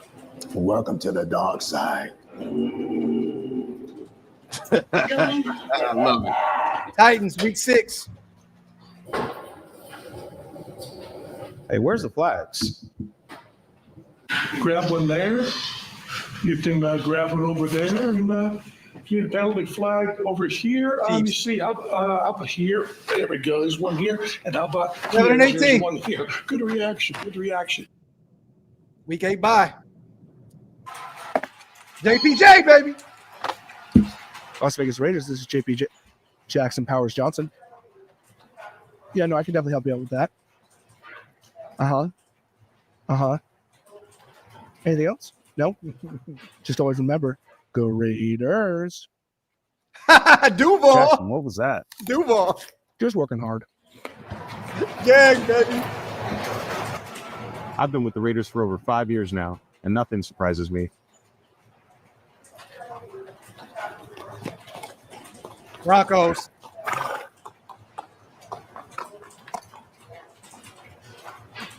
Cute pony. 10 and 14. This schedule's right. Wasted everything we said. Yeah, it is. Looks good, but let's have a closer look. Yeah, let's have a close look. Oh, not the thin slice of paper. Fire. Cowboys. What you think? Very good. Good. Yeah, looks good. Monday Night Football. They were right. Yes. Monday Night Football. Let's go. Hey, yo, come on, man. What's going on? It was bring your dog to work day today, bro. The Browns.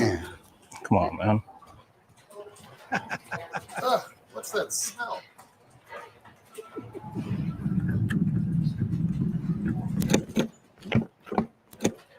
Can I get some help? Here we go. Jump, son.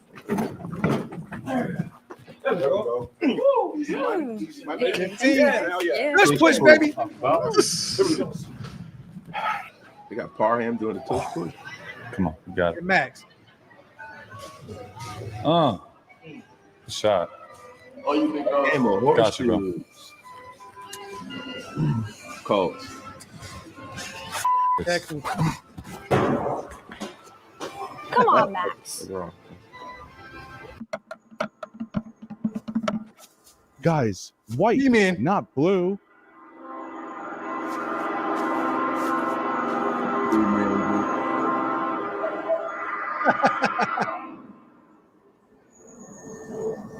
Giants week 17.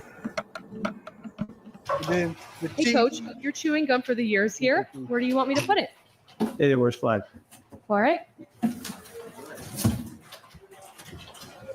That's the good stuff. I'm smacking this apple. Dad, take a deep breath, all right, man?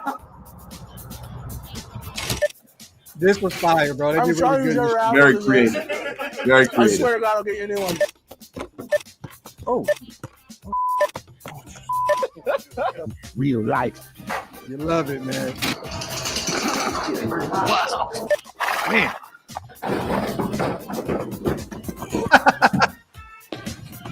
Damn it, I forgot to make the door. Put it back one more time. Let's start all over. Marcus, get out. First, Peter Piper picked a peck of pickle. This was dope. I told you I need some tequila before I do this. Sorry. I didn't know it's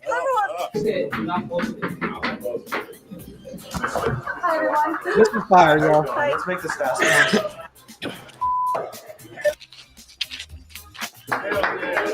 Wave goodbye. All right. Just compete, baby. Just compete, baby. You love it, man. Love Yo. it, kid. Salute to our media team. That was phenomenal. Let me get rid of this real quick. Boom. What do y'all think, man? It was the exact schedule. It was the exact schedule. So look, man, look, for me, a game over 500 is right where I'm looking at. If I'm being honest, without looking at us in preseason, without seeing how these guys develop, I just think strictly off of coaching and defense. And that's if Christian Wilkins comes back healthy as well. That's a guy, when you start talking about players to watch, Christian Wilkins, that's a big man with a foot injury. Big men with foot injuries worry the hell out of me, man. We got to see how this guy's going to be. Now, I know that they haven't participated in this stuff, and if he was all good, then they probably wouldn't have him doing that, and they probably have him wearing that boot as a precaution, right? But the thing is this, man. Christian Wilkins has a whole hell of a lot to prove. He's getting paid the second amount on his football team. Wait, they're dependent on him. How in the hell did you get back to your bullshit after we just got done watching something so splendiferous, in your words, right? You get back to the negative Nancy ass bull. No, it's not about Nancy, Captain Hopium. I'm being talking about it. That F up out of here with your crap. What's the Knicks score right now? What's the Knicks score? Rainbow dust over everything. I'm telling you what the F is going on here. You said, hey, what do you think about the season? 59-59 9 and with 8. a minute 12 left in the 9 and 8. Yo, I'm gonna head out. This shit. Yeah, go do your thing, brother. I'm dying, man. Salute to our brother Hammer. Salute to Scott. Go get better, brother. Thanks. Salute to our guy. Salute to Sky High. I think we got better in all positions this year, but man, I'm worried about our linebacker room. We got 8 up in the middle of the field last year. This is fast Sky High, but guess who's going to come in and help clean that up? Mr. Pete Carroll. Salute to my guy Sky High. I think he's going to fill in the blanks with Patrick Graham's weaknesses on that defensive side of the ball, and I think we'll be okay. Salute to 2-4. This is hilarious. Thank you to the new regime. That was actually dope, man. That was actually really cool. Salute to my guy 2-4. Salute to Jason. All right, Graf, we going to Indy. This is facts. Facts. What week is that? Jay, is that that can't be the week. Is that the week we play Purdue in Notre Dame at Notre Dame? Jay, is it? I don't know the actual date, but there's a weekend where we play Purdue and then we have a game afterwards. I don't know if it's the same week though. Salute to my guy Jay, man. Appreciate you, brother. Salute to the 2,000 people in the building still rocking with us. Schedule release. What do you guys think about it? Leave some comments down in the comment section. We do have, yes, we're going to talk about that too, JM. Seahawks. Pete Carroll gets to face his former team in the preseason. Got the Niners week 2, and then we have the Arizona Cardinals. You know, I like this. You get to face, 3 teams that's pretty close. Seattle's up the road. Santa Clara's up the road. I don't know what. I think the Niners game, is it a home game? I think the Niners game is a home game. Yeah. It usually is. We usually face them alumni weekend, but and then the Cards right up the street in Arizona. So regardless if it's on the road or not, I like those 3 preseason games. How you feeling, man? No, I'm feeling good, man. I just look, man. I'm not gonna lie to you. Normally, I'm always locked in. My Knicks are up here. I knew you were gonna come with some bullshit today. My Knicks are here. Look, hey, bro, what are you talking about, bro? I'm watching my Knicks too. Look, bro. Look, bro. We can't be Kings fans and not have anything to play for this time of year. It's the Knicks we talking about here. The Knicks. That's right. When's the last time you won a meaningful game? Hey, man, 2 days ago, motherfucker. Yo, Wasted was over there. He seen that Achilles get torn and was like, yes, he did the Drake. Not, you know what? I told you I didn't want to win. No, Drake. No, bro, I will read you what I text you. Get the F up out of here. I told you I don't want to win it like that. I'm gonna be real, bro. As a Raider fan, if Patrick Mahomes broke both his legs, give me the Super Bowl regardless, bro. I don't give a shit. I don't care. Yeah, look. If I'm being real, I don't want to hear that shit. I want to beat the Celtics with Jason Tatum on the floor. And he was on his way to a 40-50 burger.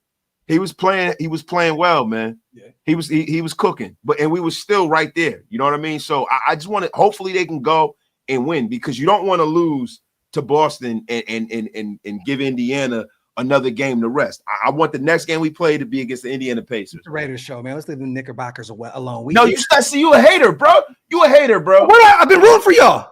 You a hater, bro, because if this was the Kings we'd be talking about. Now, come on, man. Get out of here, bro. You a hater, bro. The hate is... I never knew, bro. The hate is real. Salute to Big Mike.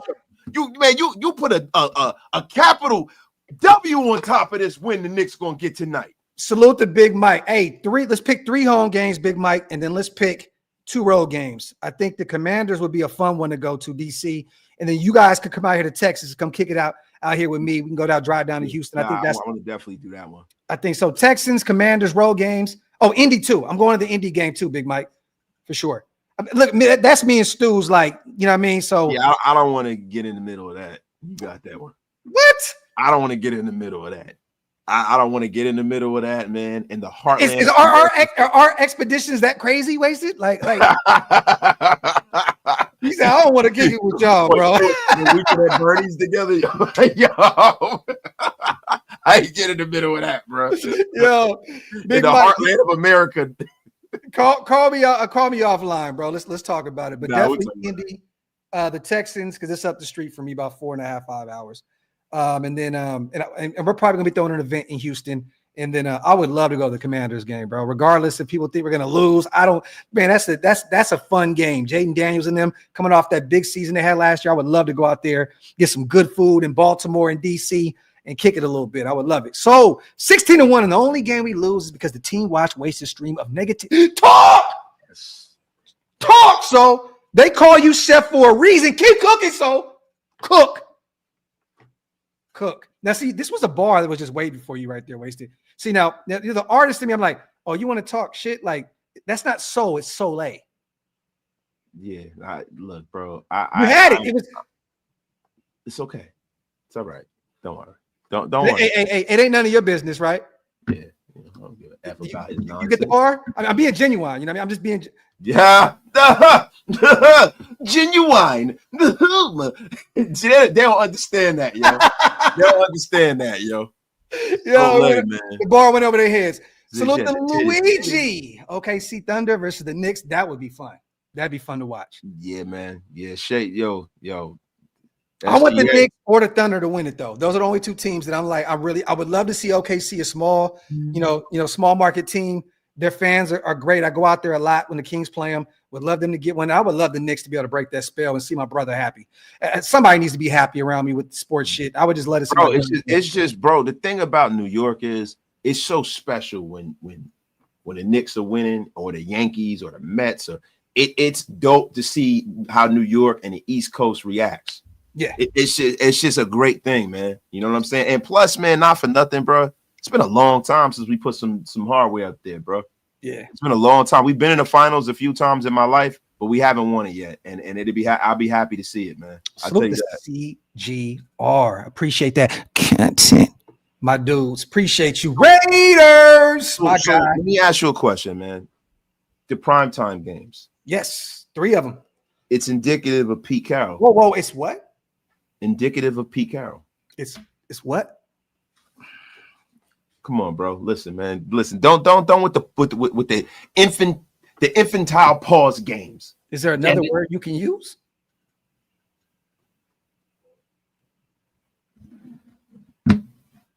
Okay, go. Shit. Hey, Graf, man. I thought you liked the word dick.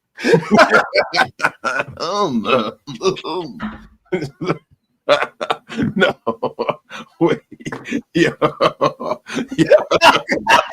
damn, bro. Yo, but for real, I think the league is buying high on the Raiders, right? The league is buying high on the Raiders. I think the media is starting to come around. That's one of the things that kind of worry me a little bit. It worries me, right? A lot of times when people buy high on the Raiders, we disappoint, right? I just really, man, I'm taking a wait and see approach with this, man, because this almost doesn't even feel real to me. Yeah. Like anytime, like we talked about this earlier, right? Like even with Antonio Pierce, right? Our football brains knew that didn't smell right. Our football brains knew it. We told ourselves, the 6'4s and the black, Air Force Ones and all that bullshit. We bought into the hype, bro, because it felt good. But we knew in the back of our mind, it's like dating a stripper. Somehow it's going to end up really, really bad. If you're dating a woman who takes her clothes off in front of a room full of strangers, it can't ever wind up well, right? And that's how it was with AP. Feels great, looks great. Yo, you dig a little deeper. The reason why we got three big primetime games, right? Like there's only one actual real certified reason why we got those games. Can you take a guess? Like honestly, can you take a guess? I mean, it could be Ashton Genty, right? Could it be no. Or Pete Carroll. I think it's Pete Carroll, man. That's definitely an issue right there. That when you go right there and you that bowl cut is possibly the reason. Graphic Davis, baby. Graphic Davis. Bro, that looks so frightening. 3 games. We got the Cowboys. We got the Denver Broncos Thursday night. We got the Chargers a Monday night because of graphic high stakes Davis, baby. It's terrible. The worst haircut I've ever seen, but it somehow fits. I'm just saying, man. Only one explanation. Let's get these supers in real quick, man. Salute to everybody rocking with us right now. We still got 2,000 people strong. Whether you're on Twitter, whether you're on Waste's channel, my channel, it doesn't matter. You guys get them likes up, wipe them feet, pay your bar tabs, hit that subscribe button. If you guys are not subscribed yet, definitely helps us stay in the algorithm and allows us to continue to do what we do over here. Salute to Junior. Hopefully there's a day I wake up knowing the Kings are in the finals and the Raiders make the Super. Just 1 year, please, Junior. Just because of that, bro, I can't wait until the Pacers beat the Dog. I can't wait until Tyrese Halliburton does this again. I can't wait when he hits you with the Reggie Miller. It's going to be fucking hilarious. I hate that kid too. I can't stand him with his broke ass jump shot. I can't fucking stand him. He's gonna go out to Madison Square Garden and light you. Yeah, he might. He's always been pissed we didn't draft him. We took Obi Toppin, and now Obi Toppin's there with him. Hey, guess what? Popping people off in the back. At least you didn't draft him and trade him. Yeah, Obi. Yeah. You guys did draft him and trade him too. Yeah, So what a Johnny it chose De'Aaron Fox over and traded him too. yeah, what a dumb franchise. Yeah, man. I mean, who in their right mind could follow a franchise like that? Hey, are you a Raider fan? Who? I know because I know I am. Salute to Johnny Wade. See you week 5. Can't wait. Salute to yes, Wade. This time we will be in Indy, and I won't be sick, stuck in a hotel somewhere. We'll definitely be out there. I was supposed to kick it with Wade during the combine, and I missed it because of other circumstances. Salute to my guy Wade, man. Appreciate you, bro. Salute to 11. I live in South Jersey. I'm going to DC and Philly to see my Raiders. 11. Pull up to DC, man. I think that's the move. Wasted. I think that's the move, man. Definitely. Salute to DB. I will be there versus the Cowgirls OLV party that weekend. We shall see. We don't do the parties anymore.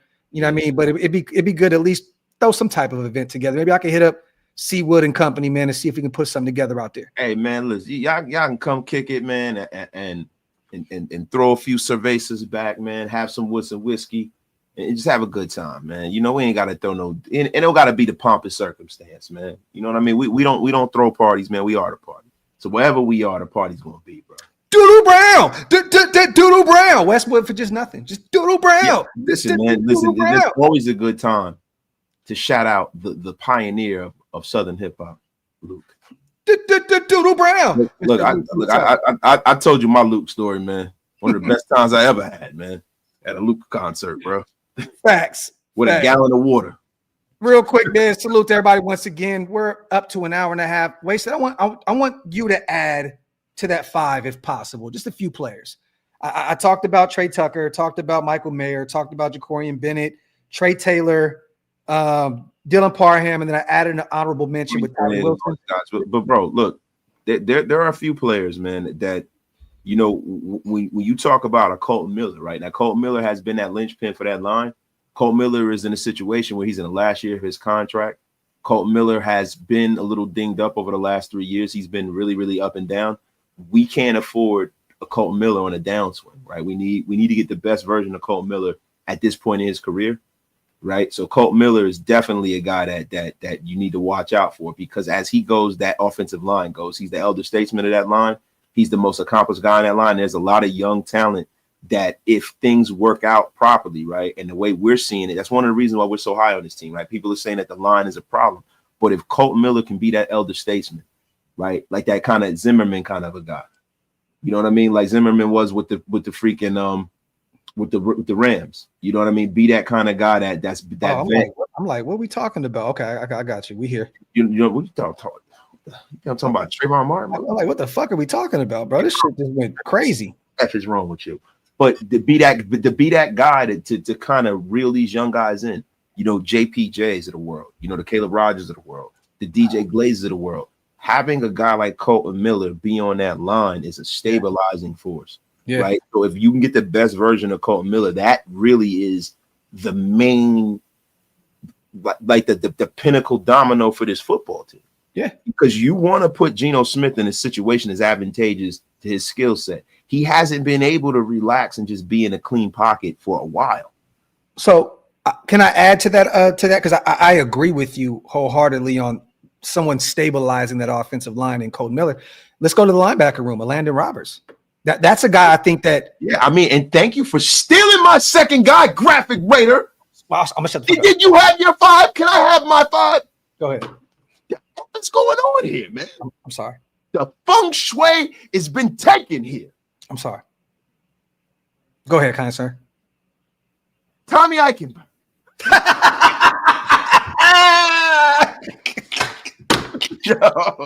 One of the fucking linebackers. No, but for real, Landon Roberts, and I was thinking Landon Roberts, but not really, man.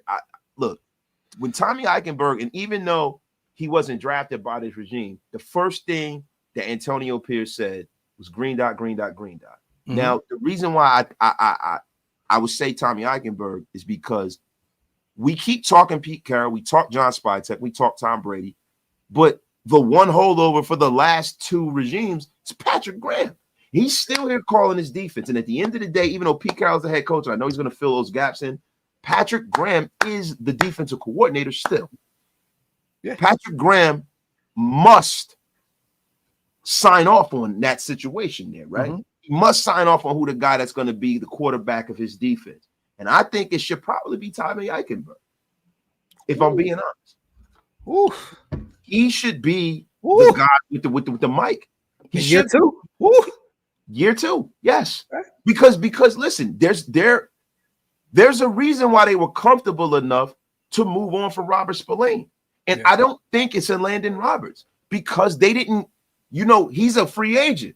The guy that they had in the building had to make this regime comfortable enough to say, we are going to let that man walk. Not just because of the market value, because they had a guy who was viable enough to say, hey, man, no matter if we go get a guy in free agency or not, we have Tommy. Tommy's here. He's a guy that could be the quarterback of that defense and call that defense. Tommy Eichenberg. Okay. 100%. Like your life depended on it. Hot take. Now. Here. And I like Tommy Eichenberg. I chose him in a ton of mock drafts. We spoke about him ad nauseum over here at Showmore during that draft process. I'm high on Tommy Eichenberg, but I'm going to say this. I think that he has a very steep hill to climb to make this roster. Yeah. Look, man, that linebacking room is filled. I want him to make the roster, but I'm just saying. You know what? I don't think so, right? Because you have a lot of vets that they brought in, right? You have the John Spytek guy, right? You know who that was. Devin White.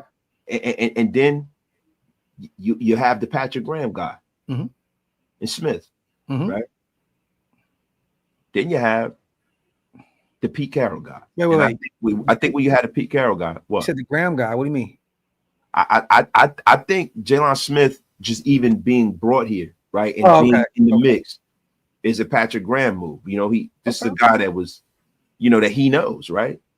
So then now you got to look at the Pete Carroll move. When Pete Carroll looked at this team, right, he picked this team. He thinks that this team is a viable team. He doesn't feel like he needs to throw the baby out with the bathwater. The fact that Tommy Eichenberg is still here shows you that Pete Carroll values that kid. The fact that they weren't reticent to let Robert Spillane walk. Okay. Shows you everything you need to know. I think Eichenberg's your guy, right? So then I'm gonna stay on that defensive side of the ball, right? Okay. Malcolm Kuntz. Malcolm Kuntz is coming back off a lower extremity injury, man. Yeah. Malcolm Kuntz is a guy who looks like he was trending in a certain direction, but how many times in Raider lore past have we had guys that look like they were headed in a direction to be a viable person and a viable guy we can hang our hat on? They have an injury and they never return to form. Yep. Happens year in, year out. Happens year in and year out. And we're just marking it down and writing it off as if this man is going to play up to snub. And if he doesn't, and Tyree Wilson does not develop, and we let Kalavion Chasen walk out of the building, we have a huge gap on the other side of Max Crosby now. Agreed. If Tyree doesn't step it up, for sure. Yeah, and this is the thing. If we're being honest, Jod Joyner, baby. Yeah, and Jod Joyner's a beast. Jod Joyner's a guy who can hunt. He has natural ability there. Jod Joyner. I think Jod Joyner is definitely gonna make this roster. I agree. I think he's gonna make this roster. I think he's definitely gonna make this roster. And he's a guy that he's everything that Tyree Wilson isn't, right? Tyree Wilson looks the part, right? But when you start talking about those intangibles, when you start talking about bend, when you start talking about quick twitch, things like that, Jod Joyner has that in spades. You know what I'm saying? He has it in spades. And the thing with Tyree Wilson that's been the issue for him is he's that guy that just he looks the part, man. He looks like a guy that, man, if I'm picking people sight unseen, no game tape, I want that dude. Yeah. Right? Great. It looks like it should happen, but that happens all the effing time with the Raiders. It happens all the effing time in the National Football League. There's a whole hell of a lot of guys that look the part but can never pull it together. You have guys that were taken in the top of this draft like Tyree Wilson, man, like Jadeveon Clowney, who's been able to string a decent career together.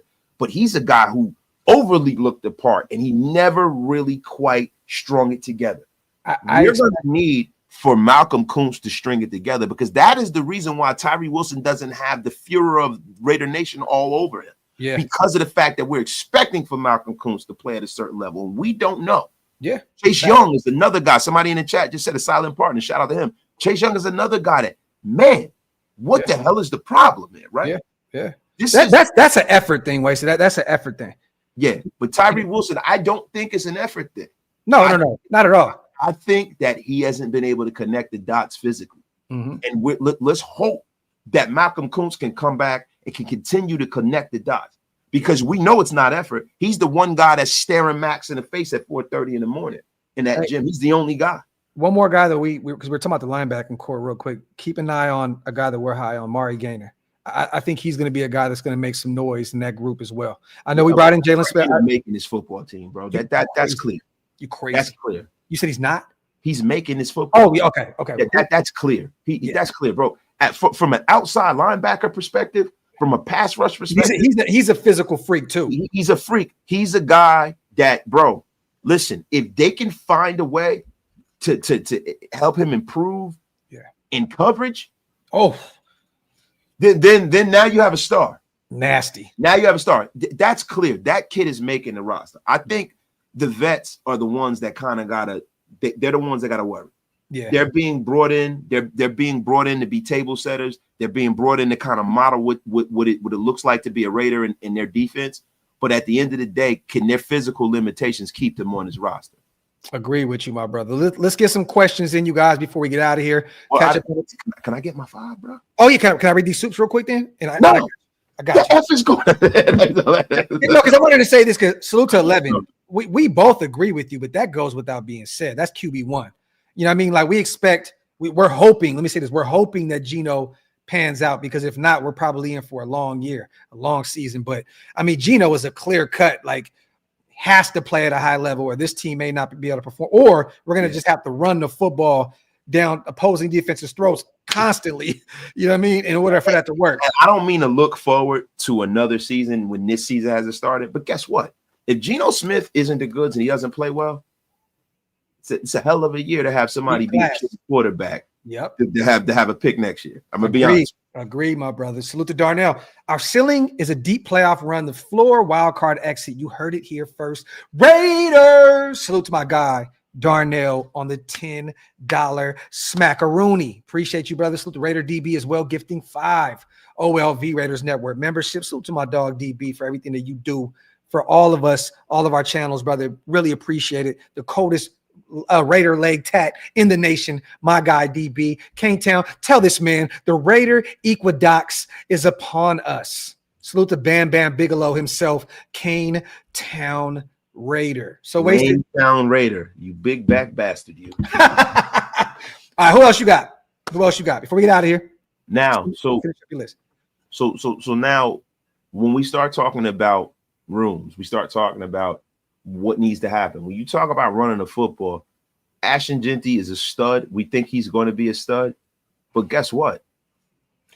That backup room has a question mark, right? We don't know what Sincere McCormick really is, right? I think Sincere McCormick is a damn good football player. That's what I think he is, right? That's what he is. Agreed. But we don't know, right? And then I think he's the GOAT. So we talk about Raheem Mostert. Mm-hmm.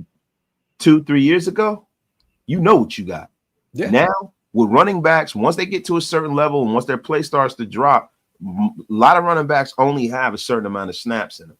So then that takes me to the gentleman that I'm going to bring up, and Zamir White. Ooh.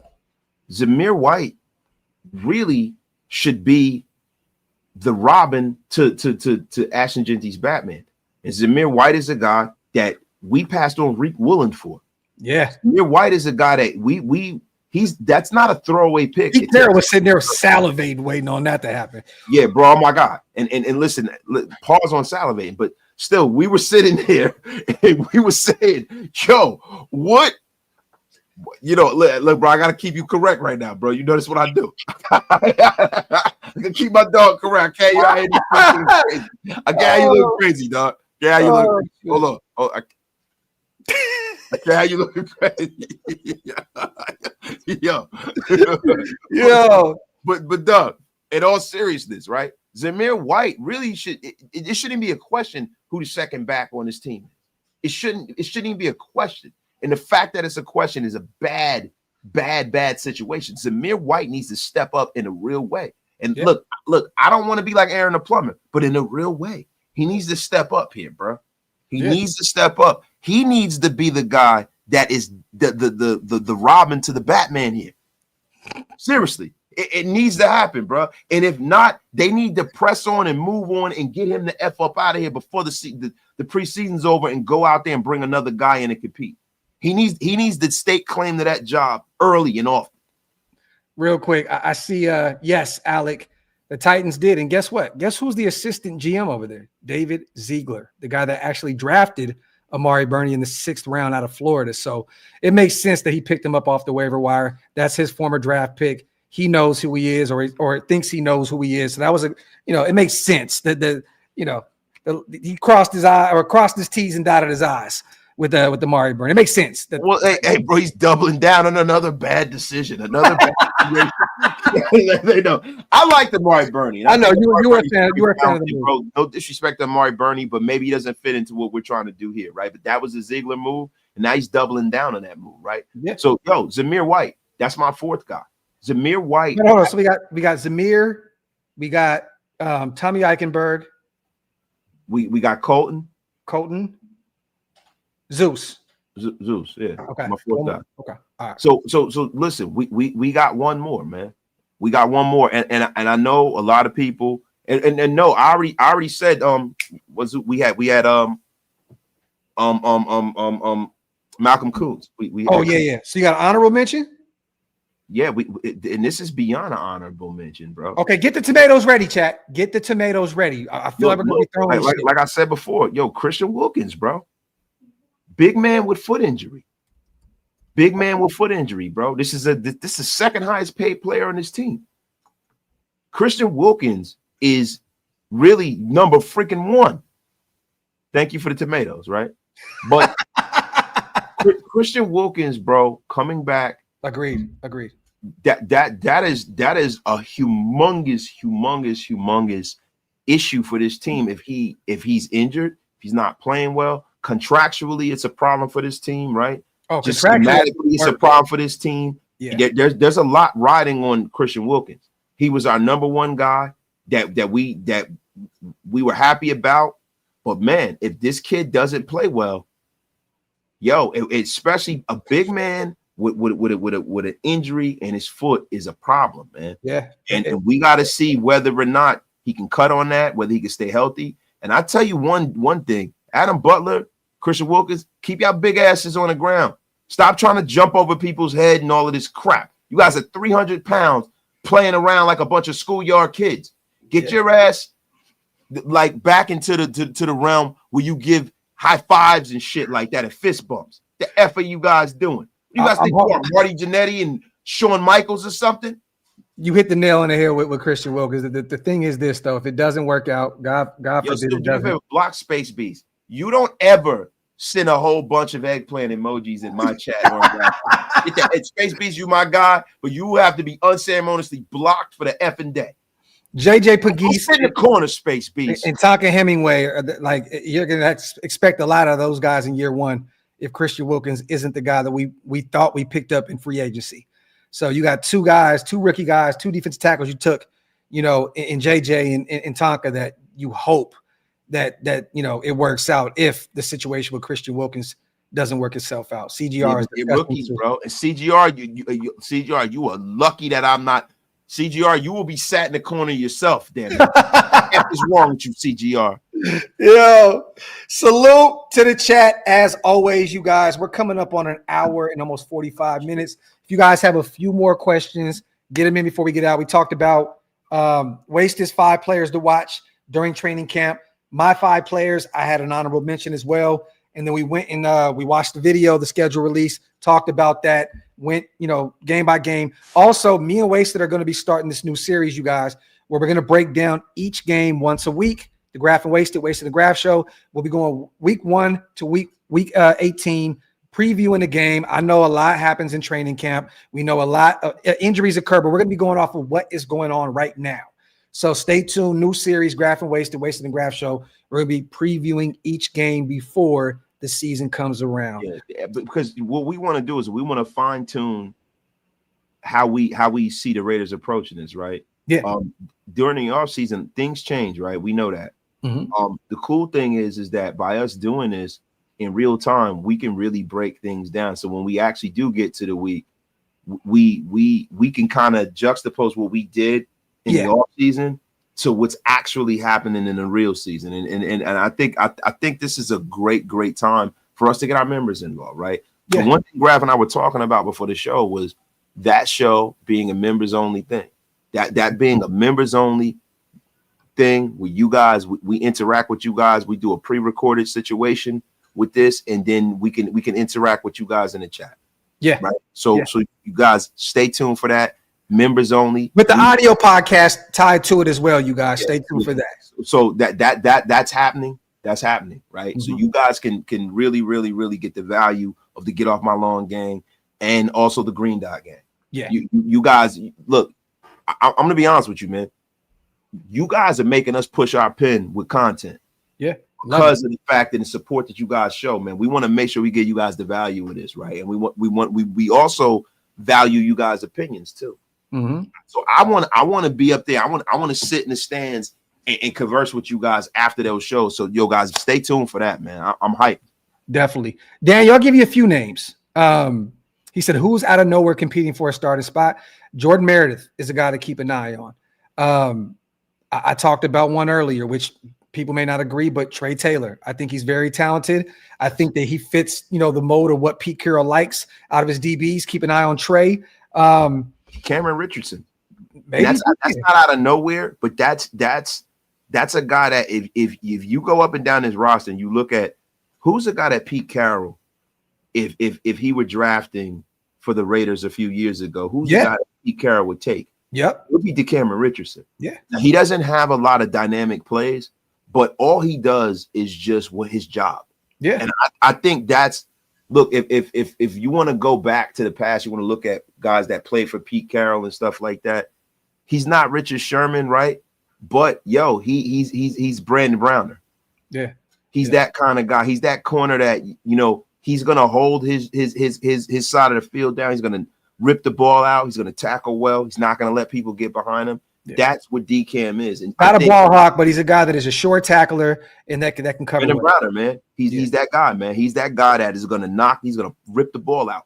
Mello Dotson's also a guy that you can see really making a big impact with this team. And Zachary Franklin, when you talk about that wide receiver room, man. Well, not as a starter though. No, but the thing is, making this roster, I can see Zachary. Starting is subjective, right? Yeah. Starting is subjective because when you talk about the wide receiver room, it's all different matchups. Yeah, it definitely is. It's different matchups. Unless you got a guy that's a stone cold lead pipe. Jacoby's the only shortcut starter on this team right now at the wide receiver position. Yeah, that wide receiver room, it's like, hey man, do you get 40% in this of the situation? Best shot. I get 60% of snaps. Yeah. Right. So Zachary Franklin is a guy that big physical guy. He's a guy that I think really could push a guy like Trey Tucker off this roster. Yeah. Okay. He really can. And I know people don't want to hear that, right? But man, Trey Tucker is a guy that, man, he's probably right now, bro. He better be training like the Rocky montage, man, in Rocky 4. Yeah. He better get ready because they brought some big ass physical wide receivers in. Yeah. To take his job. Yeah. And you got guys that are just as fast and that can stretch the field in the exact same way he can, that are 3 or 4 inches taller than him. Yeah. And remember, you guys, we're not saying that these guys are not all going to start. Like Besh to me is a starter, second round guy. I think he's going to be one of the better receivers on this roster, but we're talking about different scenarios. Like some guys may not start, but they'll have starting reps. Like they'll get a ton of reps. But they just what is a starter in today's NFL? I know, right? Because there's so many iterations of formations and 3 and 4 wide receiver sets and things like that. It's snaps. Yeah, exactly. It's snaps. Yeah. Salute to Tag. Y'all think we still need a number 1 corner or let the talent we got develop? The thing is this, Tag. I still believe that if you can go out and get Jalen Ramsey, you go get him. Like I'm a firm believer in that. He wanted to be a Raider. He played in all 17 games, started in all 17 with the Miami Dolphins last season. I know he's getting a little long in the tooth there, but I would love to bring in Jalen Ramsey to be a clear-cut starter for us. I don't see it that way. I see it in a way like this, right? Jalen Ramsey theoretically makes sense, right? From a roster perspective, right? But contractually it doesn't. Because now what you've done is you've painted yourself in the corner and you can't shore up some of the contracts like guys like Malcolm Kuntz, right? If Malcolm Kuntz comes back and he returns back to form, you got to be physically viable, not physically, but financially viable to be able to absorb that contract along with the Max Crosby, along with the Christian Wilkins, right? And then be able to address other needs on his football team. Then you have Jacoby Myers. You're hoping that Jacoby Myers isn't a thing next year. But if we're being honest, Jacoby Myers is taking a step in the direction where he's one of the most underrated players, not just on this football team, but in the entire league. Yeah. So now are you painting yourself in the corner for a guy who might be going in the other direction? Right? If the timeline for the Raiders and for Jalen Ramsey probably was the last time Jalen Ramsey was available. That was the timeline to bring Jalen Ramsey in. Now you have a guy that is getting older and more expensive. And now if you bring him in, right, now you're stuck with that albatross of a contract. Like Jalen Ramsey could be the Odell Beckham of the Raiders. But there's still only, I believe, only $16 million left to guarantee money on their contract, right? Yeah, but the thing is, right, you got to look at what that cap hit's going to be. No. The cap gets ugly, but once again, you can always sit down at the bargaining table and work something out that's more feasible for your team. You can Is he willing to? I mean, there's a conversation that has to be had. Yeah, that's what I mean. So you got to have all of that hashed out before you even make a move. Now you can make that move, right, for a 5th round pick, right? The Raiders are always pick heavy, right? With these, I do a 5th, but I think they're going to want a 3rd round pick. No way. There's no way I'm going to bring that guy in for the exact same thing that he was had for on the Dolphins. Wasted. When we end up having to have Sam Webb start for us, bro, because we got all kind of injuries. I'm gonna remember this conversation, man. Yeah, but bro, you act like he's the only corner that's available. Zaire Alexander is available.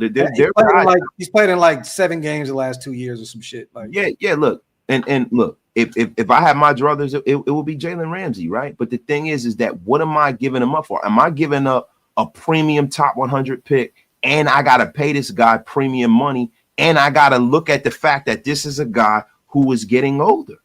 Yeah. Like, let's be fair. I agree in terms of the age and the contract. I agree. I'm just saying, bro, we're set up for the future right now. We have a ton of money, ton of draft capital. You know what I mean? We have 2 comp picks next year. I think that it's worth to swing a 3rd, or well, I wouldn't want to put a 3rd out there. Look, bro. Yeah. If I'm putting a 3rd out there, you got to restructure your contract. Yeah. So if you're not willing to do that, it's a 5th. Yeah.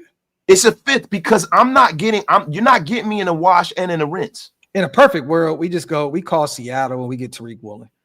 Yeah, that's what I'm saying. So for me, if I'm giving a 3rd up, I'm getting Tariq Woolen because he's young. Now, is he the player that Jalen Ramsey has been? Hell no, right? But the thing is, he's not as expensive, and he's young. And phenomenal under Pete Carroll's tutelage at the time in Seattle when he drafted him. He was John Snyder is not going to play ball with Pete Carroll like that. I mean, shit, he sold him his quarterback 1 for a 3rd round pick. What you mean? Yeah, but you got to look at what happened there, right? He sold him his quarterback 1, and he went out there and he got Sam Darnold, right? For the deal that he essentially, you know, the money, and to me it makes sense for why he did what he did with Geno, right? Geno didn't look like he wanted to stay there. It didn't look like John Snyder was hyped to keep Geno, right? Was he? Well, Geno was asking for his walking papers. He wanted. All right, so he went out there and he got a guy pretty much for how much did he get Sam Darnold for? Was it? Because these are things we're in the air, right? And if I'm like 35 million or something like that. I'm trying to pod with you, and I'm trying to watch the Knicks not implode right now, right? Derek White is killing the Knicks right now. He's got 28 points. I hate this guy. He looks like a elf on a shelf, light bulb head bastard. So the Knicks right now are down by 9 in the third quarter. I'm sorry. Let me 3-year, $100 million deal, $55 million guaranteed. So in that 35 million kind of range. Yeah. Right. So, all right. So now when you start talking about Sam Darnold, right? Snyder went out there and he got a guy that's young. He played well. You know, he paid him around the same thing he was going to pay Geno. So John Snyder won right there. He won, right? Now with Rick Woolen, man, I don't know if he's going to have that same grace with us, because if you let Rick Woolen walk out of the building, right? Now you have a situation where this is a guy that you drafted, a guy that you liked, right? That is young. He's only 26 years old. What was Rick Woolen? He's 26, right? More along those lines. Yeah. So you're letting this guy go to Pete Carroll to complete his defense? You know what I'm saying? Like the problem with Snyder and Pete Carroll is that when John Snyder was the guy that stored the drink, that roster looked good. But what happened when he owes Pete a ton, bro? Pete turned that franchise around. Yo, Pete did. But what I'm saying is that when Pete said, I'm going to coach and you get the players, everything worked. But what winds up happening when you get these coaches and you give them too much power, then what starts happening is you start looking like Bill Belichick and the Patriots. Like Bill Belichick, a lot of people love Bill, right? Bill developed a lot of those guys, right?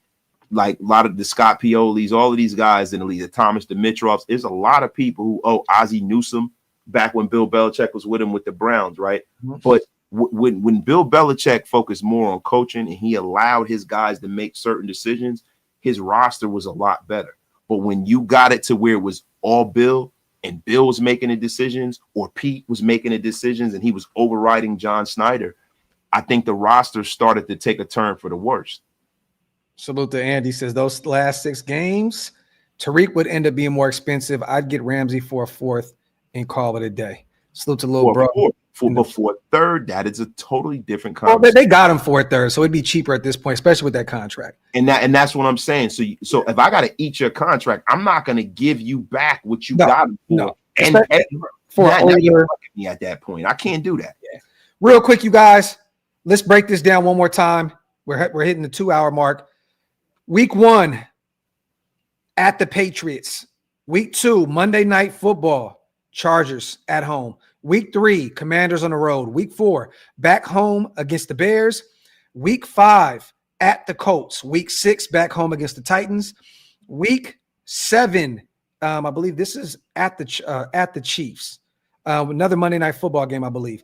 Bye week 8, we got no. Was the Chiefs game? Chiefs not Monday Night Football. I'm lying. Week 7, Chiefs. Week 8, bye week. Week 9, back home at the Jags. Week 10, I believe this is the Thursday night game against the Broncos in Denver. Week 11, Cowboys, Monday Night Football. Week 12, Browns at home. Week 13, Chargers on the road in LA. Week 14, at home against the Broncos. Week 15, on the road against the Eagles. Week 16, on the road against the Texans. Week 17, back home against the Giants. And then we got week 18 with the Chiefs, last game of the season. And then the 3 games preseason wise, this is crazy as hell, at Seattle. So that is our first preseason game. Pete Carroll gets a chance to go back home and face his former team. Niners, week 2 preseason at home, and then we go to Arizona, last preseason game before week 1 against the New England Patriots. Now, Sunday, October 19th, that first Chief game, it is on the road at the Chiefs before the bye week. So there you have it. Real quick, salute to God and family. Let's keep them lights on. That's all. Good day. Raiders! Salute to my guy, God family and Raiders for life. I appreciate you, brother. And then God and family hits the other channel and says, let's keep the lights on over here as well. That's all. Good day. Raiders! Salute to God and family for supporting both channels. We appreciate you, man. Other than that, you guys, always love. We'll be breaking down these games one by one, leading up to the preseason opener at Seattle. You got anything on the way out, bro? Nah, man, look, go Knicks, man. Let's hopefully we can get this thing rolling. And guys, look, I want Raider Nation to understand something, man. This is the prism that I'm operating off of. you guys can say what you want to say, right? We're all happy. We're all receptive to what's going on. This does feel different. It looks different, right? We got to make sure it's actually different. Mm-hmm. We do, because we got a lot of players on this roster who are young guys that we are hoping that it have developed, right? We're hoping. We think they're going to develop, right? Our football brains tell us this all lines up. Coaching is in line, right?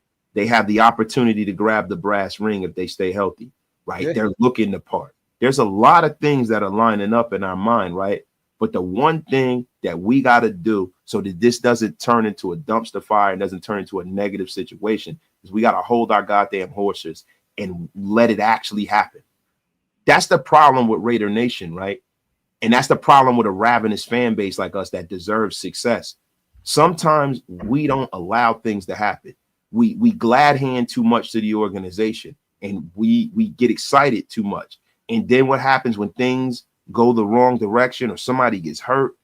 The air gets let out of this thing so fast that all that hopium turns into hate. There's a thin line between love and hate. And what we need to do is we need to walk down the hill, man. We need to watch this thing develop right. We need to be and use our football minds and our football acumen and say, hey, man, great. This looks good. But show it to me.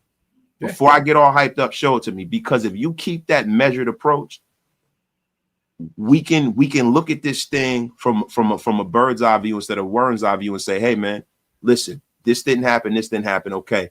What's the next thing? How are we going to address this next season? Maybe maybe, hey, man, if the shit goes left, maybe we need to cap for a quarterback and a great quarterback draft next year. Yeah.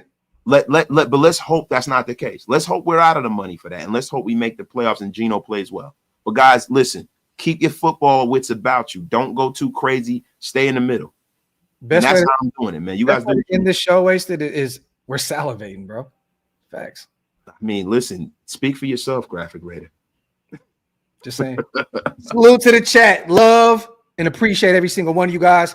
I will be back tomorrow with a coffee and convo. I know our brother Wasted will be back with a solo show as well. So stay tuned. I'm crashing your chat too when I'm at work too. We have a lot to talk about with this new schedule release. A lot going on. There's gonna be a ton of content. And once again, like our brother said, we will be doing some pre-record members only shows. So salute to all the non-members, but also salute to the members. If you guys want to become members and join those shows, hit the links to pinned up top.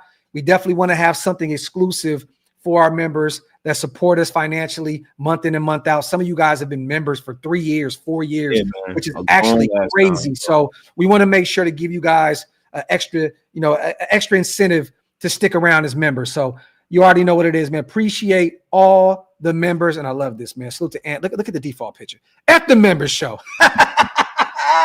Yes, violence. Salute to Ant. And that is the greatest default picture in the world. Anthony, you don't matter. You don't matter because you are hereby blocked unceremoniously for the next week. Get the F up out of here, Anthony. Salute to the chat. Love. We out of here.